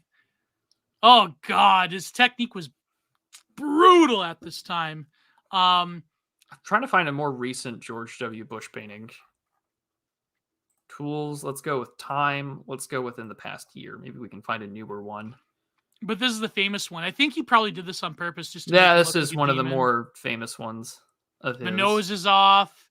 The eyes are not aligned. The likeness is sort of kind of there, but it's just like the color, there's no coherent temperature or tone. George W. Bush's new portraits of 43 immigrants include famous faces and everyday heroes. Thank you, Culture Map Dallas. Whoa! I'm now depressed. Let's see some of them. Yeah, I'm pulling one up. We'll share this tab instead. See, he's better here because now he's getting more into like expressionist, like pop art portraiture. So this is way better. This is way better an improvement. By the way, no, George Bush's art book wasn't worth the $10 I paid for. Paid $10 for that, man. I don't think I've given anything related to George W. Bush any money. Golly. Well, let's see if I can find more. Lauren Rose vanished? That's a tragedy. No, I'm kidding. She didn't have anything to... No, I shouldn't bash her that hard, but like Lauren Rose is sort of like, you know, I'm an alt-right e-girl. I'm like repeating takes that men have said a million times before. Not to bash her too hard, but like, let's face it, that's what it was back in the day. Lauren Southern was the same. Apparently Lauren Southern has a podcast with Annie Slatz now. That's really crazy. I mean, some of these aren't half bad at all. I mean, yeah, that one's pretty good. Spent most of their time in government not painting. This isn't bad. Yeah. Let's see. Another one. Share this tab instead. But it does have like a pop art type of vibe to it, obviously. Well, I would love to, is this all like, I don't know enough. I wonder if this was self-taught or not, or he took a class. I think he took a class. I mean, this looks like something, you know, I mean, the tones are a bit too much, but again, it's like very pop arty. I mean, better than I think what I could ever do. No, it's good. Like, it's good. Like, it's decent, but I mean, there's not a lot there. I think like the ones where he was like not painting people's portraits, but he was like doing like these little experiments. Did you ever see the one where he's like in his bathtub and he's like, yeah, that one. I've seen the like him looking in the mirror, naked self-portrait that he did. Yeah, it's nuts. Like those are interesting, whereas this is like not that interesting. I mean, it's like I get what he's doing, but it's just like there are some parts that are wonky and amateurish, but then like I'm not the greatest of portraits. I'm not like at Matthew's level, obviously, but I mean, yeah, it's decent. Like it gets the job done. You know what I mean? So yeah, it's all. I like the black guy better than this guy. Yeah, that one had like more of a flavor and had more of a texture to it. This one, I get where he's trying to go, but it's standard pop art type of portraiture. And well, this one isn't so bad of his. Yeah. Share this tab instead. I mean, this one's not so bad. This is a wonky, self-portrait, but it's all right. It's decent. Well, I mean, his eyes aren't all that wonky either. It's almost on the verge of evolution. Freud painted George Bush. Yeah. Oh, I just got back, and what are we talking about? Oh, we're going over George W. Bush's paintings, Donald Trump gaming. That's all that we're doing right now is reviewing paintings by the 43rd president of the United States. We were talking about e-girls back a few minutes ago, but... Yeah, Gio has an encyclopedic knowledge of e-girls. I remember when Tara teased posting her feet, but then she posted it with socks on, and everyone's like, oh, you bitch! Like, it's... that was funny. Tara did a good troll there. She's pregnant again. She's having her second kid. So God bless to Tara. She had some struggles. Actually, she said that, having miscarriages and all that. So God bless to Tara. She's a good, she's a really good poster, and yeah, hopefully Hmm. everything works out. I mean, this is certainly an evolution, though, from his Putin portrait. Oh, definitely, yeah, it is. I mean, the Beady-eyed eyes are a bit too George. close together, but I mean, he does capture the beady-eyedness of the Bushes. They'll have that beady eyes, except for Jeb though. Little Jeb has like Little somewhat Jebby. normal. Little Little Jebby has Jebby. normal eyes. Did I he think. paint Little Jeb? I don't know. How many Bushes are there? Oh, too many. Oh, I know that, but like, there's Jeb is the youngest. I don't know actually. Hold on, I'm just gonna go look this up. I should know this better. I've met Jeb's son, George P. Bush, who was like the former Whoa! railroad commissioner. He did a stop by our campus when he was running for election. Got to take a picture with him. Good guy. Not They're all good guy, named but George. they're What all the named hell? George W. Bush. That's what we'll do, and we'll just look up his brothers. I really just know him as Jebby. Him How and many Jeb. kids did Herbert Walker and Let's what find out. was Hold on. Let's see here. what was the wife's name? Laura. No, George W. But like HW. What's the mother's name? Barbara. Barbara Bush. That's right. Yeah, Barbara Bush. She was Yeah. in The Simpsons. Yes, That because was they funny. had a funny back and forth about this. Let's see here. He had 4 siblings: Jeb, Neil, Marvin, and Dorothy. And the youngest sister, Robin, of course, died of leukemia at the age of Oh, 3. she died of leukemia. Yeah. What does Robin and Neil do? Uh, let's see. Marvin is an American businessman. Uh huh. Neil is an investor, and then Dorothy Walker Bush Koch. Did she marry into the Koch family? Oh my God! God, Really? please tell me that's the case. Oh, Please tell me she married into the Koch family.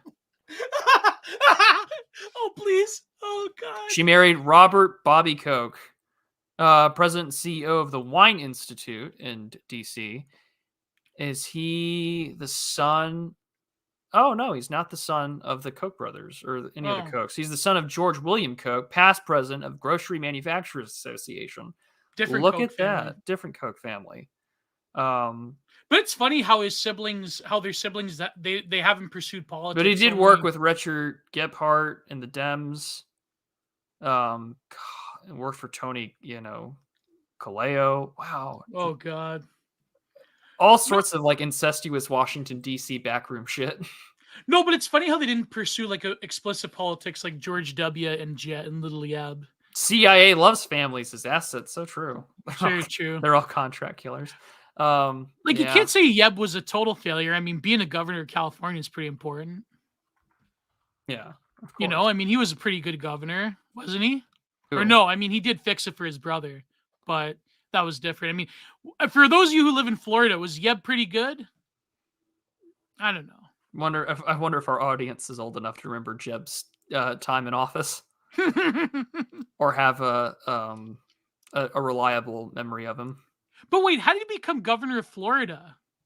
You Because like move there, establish residency, and run. you can move to a state and become the governor? Yeah, I mean the Oh, state that's right, because constitutions are literally just about us having a length of period of time of residency. I mean, remember, Dick Cheney's not from Wyoming. Dick Cheney moved to Wyoming for the 2000 election to establish residency there because he's from Texas, and the oh my God. Constitution has specific limitations that the electors can't vote for president and vice president of the same state. That's right. Schwarzenegger was governor of California, Yeah. so yeah. But no, but shouldn't like I mean, well, first of all, the Bushes aren't exactly from Texas. They're not from Texas either. From Kelly Bomport, Maine, as Yeah. as Alex Jones used to like talk about back in the day. Louis P has an answer. He says Jeb was okay. Speaks fluent Spanish. Well, I'd imagine so with his Mexican wife.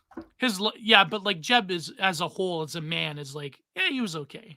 He's like nothing special. But like I feel bad for Yeb. I know like it was funny at the time when Trump bodied him, but I feel like Yeb is probably like the less evil out of all the Bushes. Probably. You can't hate him. Like he just has that. I mean, I kinda like- could. You could, yeah, but I mean, has Jeb done anything that's like worthy of hatred the way his brother has? Well, this would require me to like look into him in his life, maybe.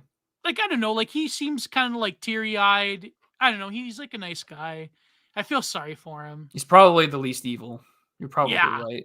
I mean, his father and his brother, He totally did no evil. specific or appreciable damage, so he was okay. Hey, that's the best you can get with modern politicians. I know that's a cool take. Growing but up in it's true. Florida, I don't remember too much people compelling or complaining about George W. Bush. Yeah, I mean, the worst thing he did, run against Trump that was like probably and the get worst thing he absolutely did. bodied. He got destroyed forever. I will forever thank God that Donald Trump bodied him so that I did not have to deal with a Bush v. Clinton election in my What? lifetime. Who do you think? Do you think another Bush is gonna run 24? I doubt it. Yeah. What Bushes are out there? I mean, most of them have either gone into the smart thing where the money is, lobbying, or they've tried their hand at politics and have been absolutely bodied post Trump. Like the last of the Bushes in Texas do not hold the same political sway they did 15, 20 years ago. They don't. It's over. Who's the lesbian? Oh, that was Dick Cheney's daughter. Sorry, I'm thinking Dick Cheney. Yeah, no. Bush has kids, right? Bush, George Yes, W. they have children. Well, that's what I mean. Like, They had daughters.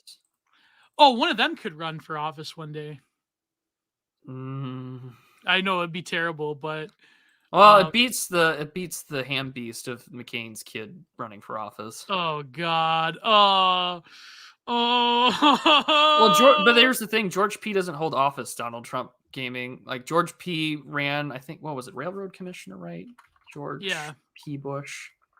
No, land commissioner, former land commissioner, 76 years old, and I think he lost in, or where was it? Because where was he now? Because he ran for, he had ran in 2022 for Texas Attorney General, but Trump endorsed Ken Paxton, and Ken Paxton, I believe, Ken Paxton had only gotten 32% of the primary, lost to Paxton because he had 68%.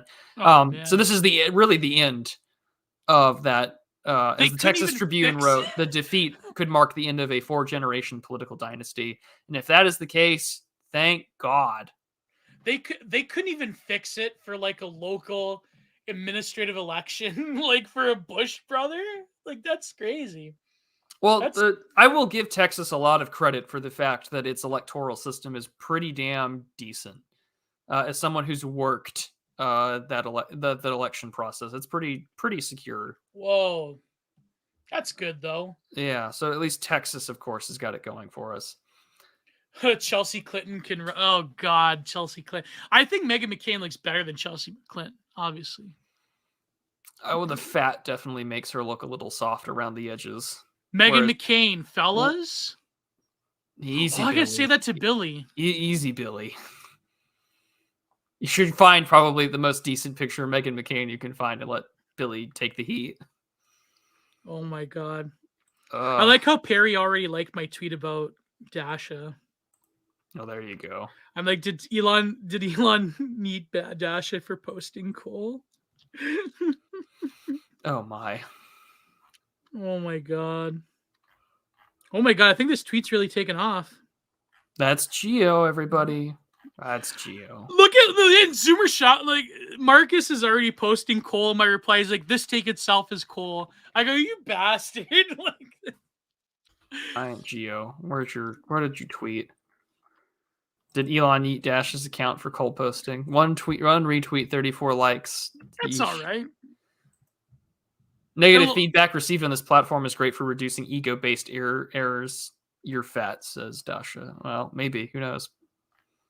Maybe Dasha got yeeted for like, I don't know. She came too close to the edge, you know. Maybe. Like Meghan McCain's not that bad, guys. She's not that bad. She's like a mid, you know.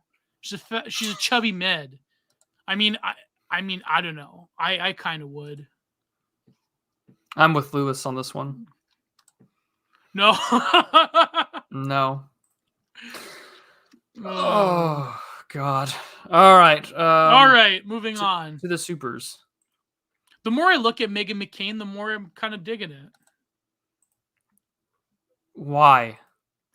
I don't know. I mean, her old man's pretty evil, but I mean, she's too stupid to be evil. So, you I don't. know, I wouldn't go that far. I'm pretty much on the. I'm with Morgoth on this one. No, they're just evil. yeah, They're just true. evil. They're just evil. I don't Can think you you. imagine Morgoth saying this like Megan McCain's just evil like that? We need to get him to say that. Maybe. I don't think I'm going to be on a stream with him anytime soon. I think we're doing something this summer with the Distributist. We're going to go over Isaac Walton's The Complete Angler. Hmm. So we're going to do fishing talk soon. Was that the one that was in that was the book, the Angler book that was featured in the Lars von Trier Nymphomaniac? Was that the one in Nymphomaniac? Man, I don't remember. I've only seen Nymphomaniac once, so I couldn't tell you. I think it was that book. I have the illustrations on it. Perhaps. Yeah, I mean, Angler. it's a great book.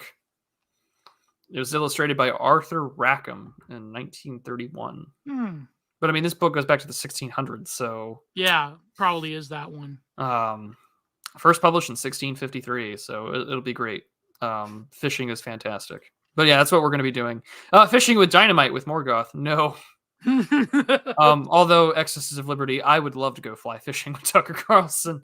And then I do, and then I'm recruited into the CIA, and then I'll never be seen again. That was like that picture of Tucker with those DynCorp guys.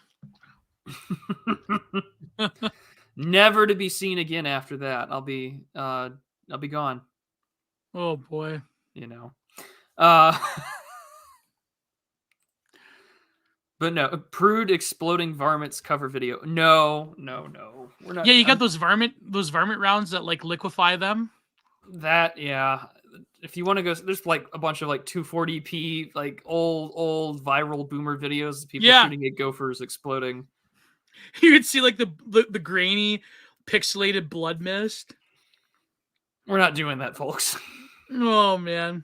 Although I do have videos that I have not uploaded for the sole purpose of not getting messed with the algorithm. I might put it up on Subscribestar, but after the transplant, I did take one of my guns out and I shot at all of my old dialysis solutions. So like all the bags that you would need for peritoneal dialysis, which are just giant bags of sugar water, and we just shot at those and watched them explode. I might upload that to Subscribestar. Yeah.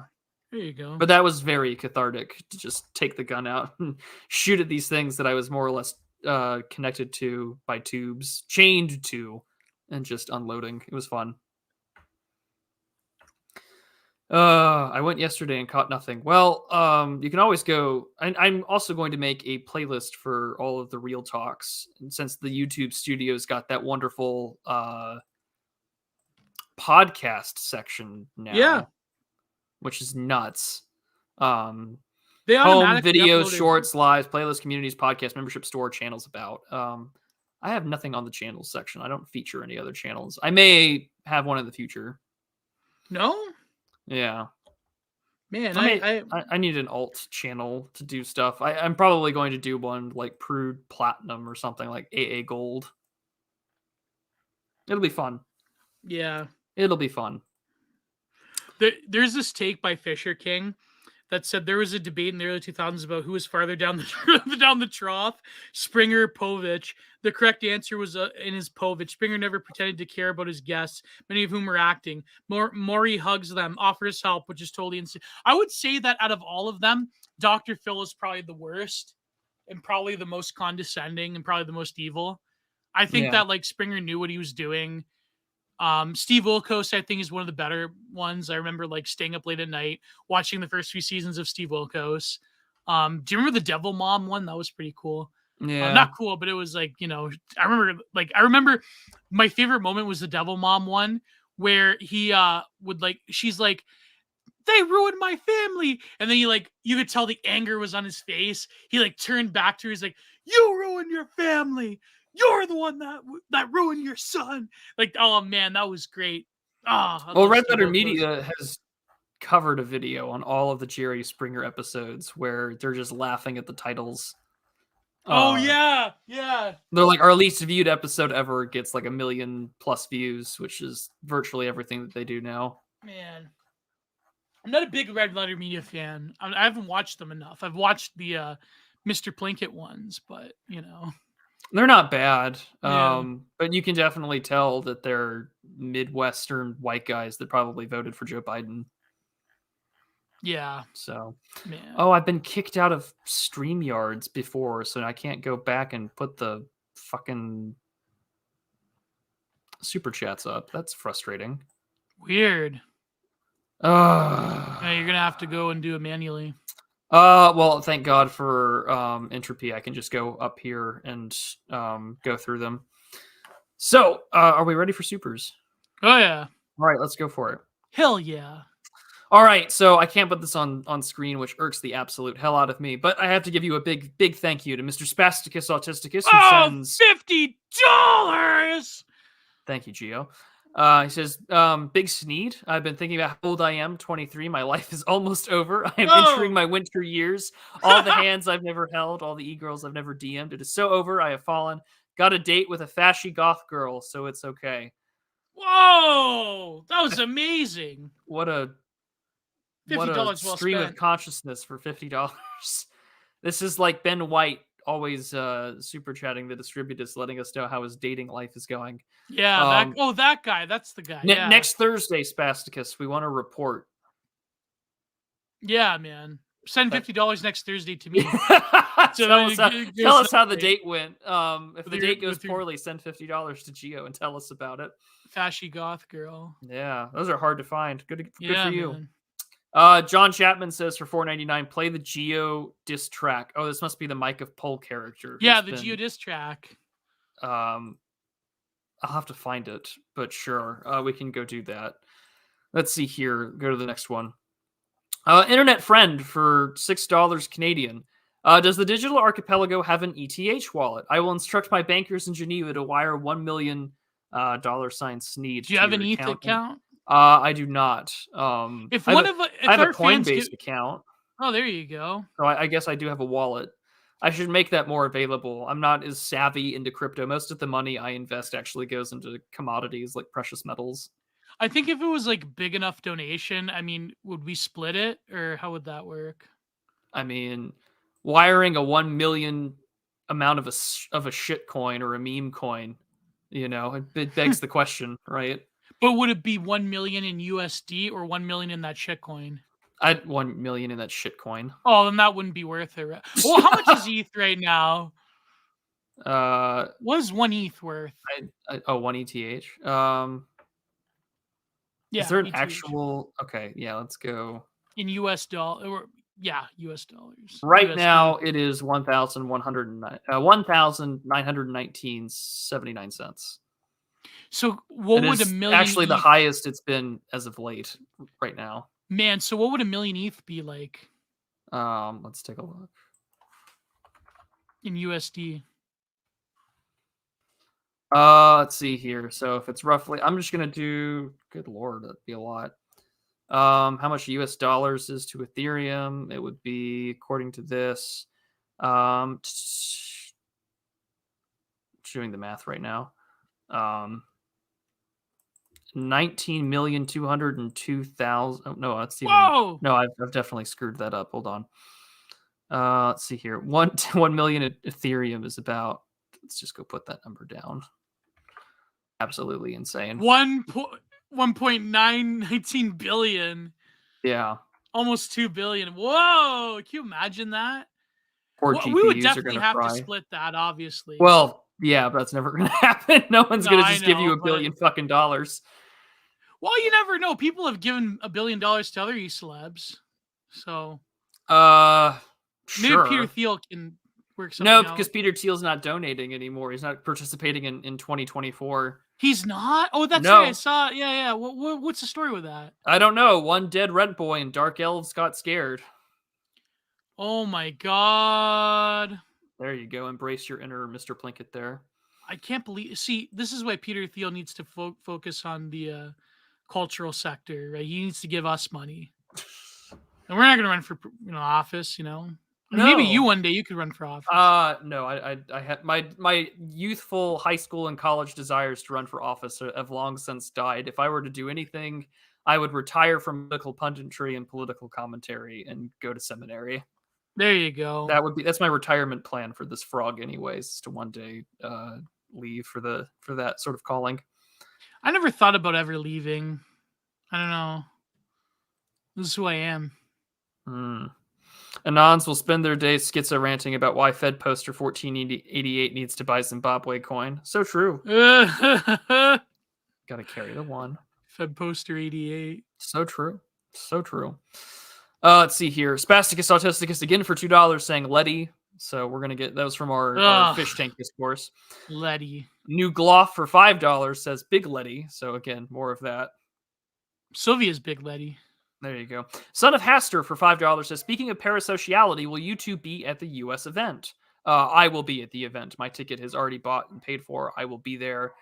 We will find out after May 11th. May 10th, 11th, one of the two. And we will find out whether or not Gio can come to the United States as a pure-blooded male. Yeah, here you go. Hopefully. If he can, we will smuggle him into the event. But I will be in attendance, Son of Haster. You can meet my me again, I guess, if you haven't been there before. If you weren't at the last one, I was there. Turnup will be there. Dave the Distributist, AA, Radlib, all sorts of fun stuff will be in Nashville later in June. Although it sucks because it'll be smack dab in the middle of the Apostles Fast, so all that free food that's out there. I'll have to get maybe the I'll have to vegetarian come option. then if there's free food. It'll suck, but nevertheless, we'll carry on. I will be there though for sure. Owen Zaleski again for $3. Hello, Owen. It's good to see you again. He says, "Hello. I hope you were doing well. Thanks for the art contest. Or I guess we made. Did we reference an art contest last time? I don't remember. Content, maybe. Oh, content. There you go. Content. I misread that. I'm working on some writing for the Antelope Hill Writing Contest, but I'm looking for other opportunities for small writers and artists. God bless. Well, if you're looking for other opportunities, our friend Sunflower Society runs a magazine called, I think it's just called Sunflower Society Magazine. So you can find him on Twitter. There's also, of course, the upcoming stuff that I know Christopher Sandbatch and T.R. Hudson and a few others are working on. They're trying to bring back the Double Dealer magazine. There's stuff there. There's, of course, I Am 1776. They always take open pitches and things like that for writers. Of course, there's Passage Prize. They just finished up their second round. And then, really just put your stuff out there. And of course, and there's always Substack. I mean, if people need to find your writing, it's always good to have a portfolio. So yeah, be sure to do that. Yeah, Dave Biz Archives. Yeah, Dave from the Biz Archives. If you're into pulp writing and things like that, always good. So yeah, it'd be good. Dave Martell and the Biz Archives is pretty good.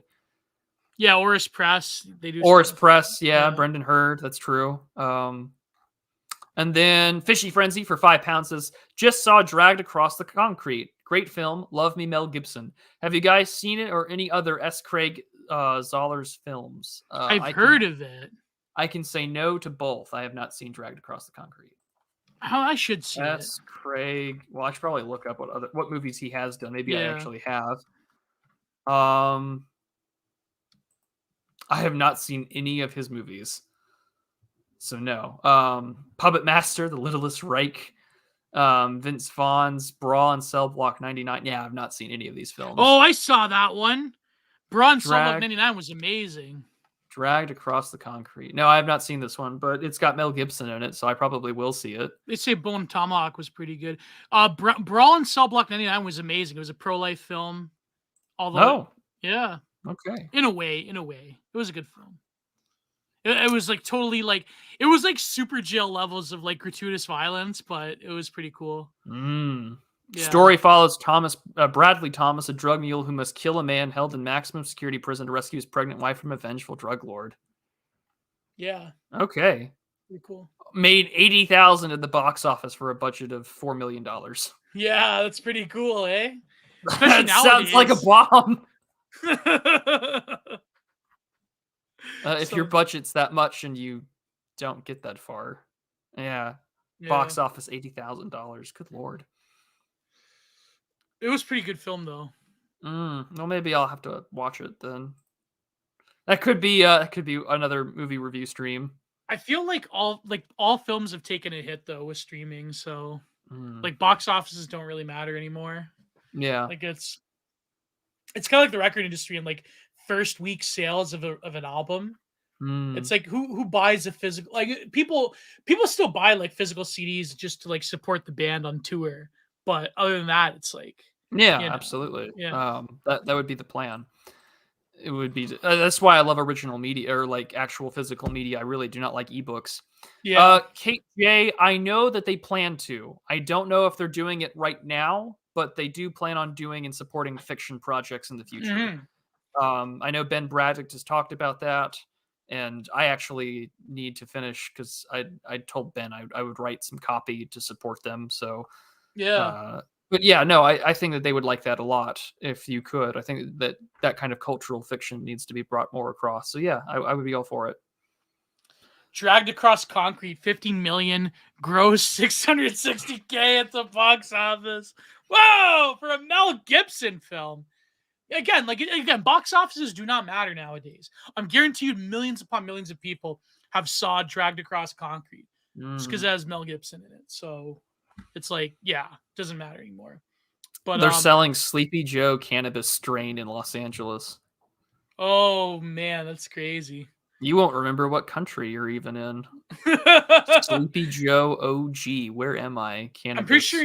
I'm pretty sure in Canada they probably have a weed brand with Trudeau on it. Unbelievably awful. Is this factoring for Hollywood accounting? I do not know. Do you We guys gotta have get any? we Oh, gotta get sorry. Obese Goth on stream to talk about Hollywood films. He's There you the go. resident film guy in terms of like the current Hollywood films. Mm, You should get Obese Goth on stream one day. I have no idea who that is, but okay. He does Twitter Spaces about Hollywood films. Hmm, Yeah, we Go should. follow Obese Goth. Time to go look this person up. I have many such cases with me Oh, an and you. Incel Freak came back Oh to boy. Twitter. So Incel Freak is back. Ah, okay. Oh, that's why, because the tweet is protected. Okay. Yeah. That helps to know. And yes, it is. I agree, Donald Trump gaming. I'm not a big fan of weed culture. And I like that Me Oren neither. McIntyre tweet the other day where weed gets you an infarction for sporting events, but having testicles doesn't. That was just very, very good on the point, succinct sort of bangers that he can Well, kill out on the daily. weed is like a religion for millennials here in Canada, so I have to countersignal it. I mean, I haven't smoked weed in like 5 years or something like that. So I have not done it since college either, so yeah, not my cup of tea. Not my cup of tea in the yeah. least. Anyways, But do we yeah. have anything more? No, I think that was it for this week. Nice. Yeah. What are you doing this Saturday? So this Saturday, I'm glad that you asked. This Saturday, we are having Patron Book Club. We are covering Joseph de Maistre, Major Works, Volume 1, courtesy of Imperium Press. Oh, We are there you go. covering with patrons, whether that's Substack, channel membership, or Subscribe Star supporters, at 12 p.m. Eastern Time. We will be covering the essays in the consideration on France section. So this covers everything from Revolutions to Fragment of History of the French Revolution by David Hume postscript. And then after that, we'll be covering the Davidson window on prudent observations. So we'll be sort of having a back-to-back with patrons. Then we'll be returning to international relations as a lecture. Be about an hour and a half, as we usually do. An hour-long lecture, 30 minutes to catch up, take questions, and give announcements. And then next week, I will have Jeremy Carl on to talk about the disappearance of right-wing policy wonks, it seems, in these spaces. So that'll be a good time. And then, of course, I've been on with AA and Oren this week. I should have a Substack out tomorrow, and then we'll be getting back into the swing of things with hopefully a new video out pretty soon as well. So I'm trying to be as prolific as I can, even though I don't do this full time. I try to be keeping it pretty regular. Yeah, I struggle to keep it regular because, like, like in a few months it'll be more consistent. But I think I'm gonna release the Scott Mannion episode of Content Minded next week. So I might have to put the John David Ebert on hold for another week. So yeah, but you should ask Jeremy Carl. I wanted to like get his take on like someone that knows like the policy world. I remember who was talking about this. I think it was Nightmare Vision in Night Owls that talked about how during the Obama years, you had like all these leftoids become quote unquote policy wonks. Yeah. It's like, what was that phenomenon of like the leftoid, like Ezra Klein policy wonk under like even like Chapo ironists becoming like, or like something awful goons becoming policy wonks during the Obama years? It seems that like shitlib policyism under Obama was like at zenith. So I want to get his take on that one. You should write a note. I'll write that down. I think that it also has to come with a lot of just like the puerile sterility of homeopathic politics that came out of like the Jon Stewart era of like the George W. Bush years. Like if it's like, come on guys, it's current year, we can pass X law. It's pretty simple. And I mean, keep in mind, it's not like the policy world of the Obama administration anyways, right? I mean, we all meme about you have to pass it to know what's in it. But I mean, it's legislation has never been provided a principal focus. It's always been using pundits as intermediaries for, policy. And I mean, this actually has a lot to do with like Gore Vidal versus William F. Buckley during 68, because prior to then, coverage of like the Democratic and Republican conventions was gavel to gavel. What are the rules? And it was very like what we would call dull and boring. But I mean, that stuff is sort of really important on the inner workings of things. And we don't focus on that anymore. So you have to rely on like maybe 20 autistic people and insiders that'll tell you how things are. And I think that's a problem. But I think that a lot of like the zenith for like leftist or progressive like policy wonks, quote unquote, would be just taking a look at one specific law and never understanding how it interacts with the rest of the regime or like decades of jurisprudence behind it. And again, you can understand why understanding where that law comes from, the policy, how it affects the CFR regulations that were a part of it already, it gets really boring and dull and it's not sexy. And so why cover it? Why bother? And this is how it becomes very easy for the American body politic to sort of just not give a shit and only care when the Supreme Court has to make a decision. And that's what happens. Oh, man. Yeah. So this is why the most honest 5 minutes of American politics came from, I think it was like Ben Sass or Jeff Flake saying like the American Congress doesn't do its job. And this is why the Supreme Court has become so important to average ordinary people, because it's the only place that average ordinary Americans can express political grievances is the courts. That's a scary thought, actually. Yeah. That's pretty scary because like when you consider that, I mean, they're unelected. I mean, yeah, that's crazy. That's it. That's all you have. But that's what I mean. Like the policy wonk under the Obama years is sort of like the pundit was laundering legitimacy for it, but the policy wonk was definitely like there was this weird reciprocal nature of like the policy wonk crafts policy, the pundit amplifies it, but the amplification then influences the policy wonk to conform to like whatever like the shitlib narrative was. Like, or at least under Obama, that was like a very clear, like even you got to realize that a lot of Obama's years was like before social media like really took off and like amplified everything and contorted everything. I mean, he was the first to really use Twitter and social media to his advantage. Also, why does Obama's account follow so many people, even like random journalists? He probably doesn't run it.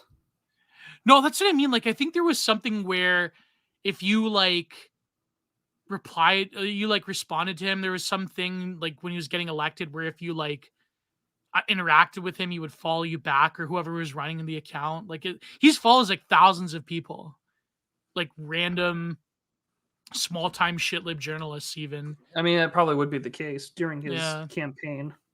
Do you remember? I remember 2008. I don't know why I remember this, where you could get dinner with Obama. It was like 8 people had dinner with Obama. I remember that as a campaign thing, but I lived overseas at the time. No, but that's what I mean. Like as a campaign thing, I remember like Obama was in this like restaurant having dinner with these people. Like, I mean, Trump did the same thing.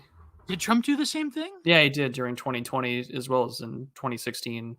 Man. Yeah. That's crazy. That's right. Yeah, he refollowed everyone who followed him at one time. Yeah. Man. There you go. Good times. Good times were had by all. That was early Twitter, man. That was Obama years, early Twitter.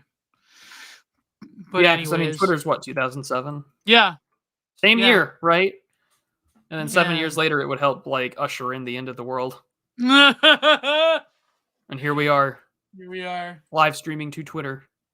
I can't believe it got Obama and Trump elected. You love it. You love to see it. Love to see Obama. Oh man, I do the Alex Jones thing. Remember, Obama, Obama. Yeah. Oh man, Oh, man. Obama, Obongo. One big ass mistake, America.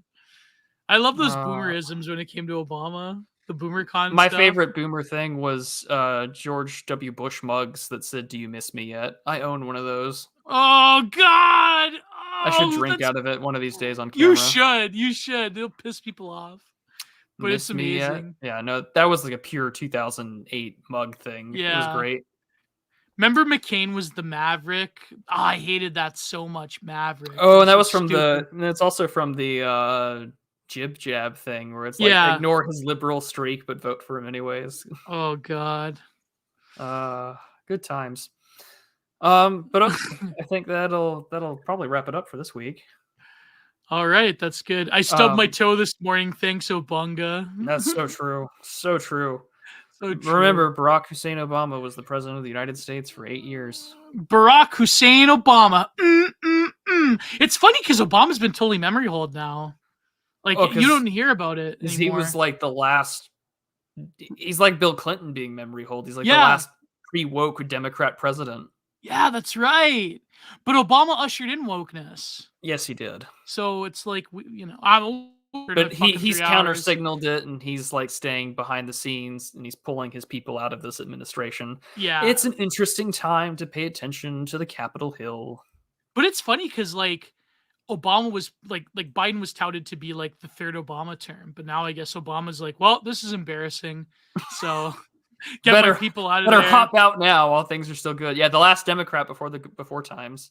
He's trying to get his people out, kind of like selling like Z-Man. He's evacuating his personnel out of the White House better than he got better us out than of Z-Man Iraq. evacuating Azov out of Azovstal bunker.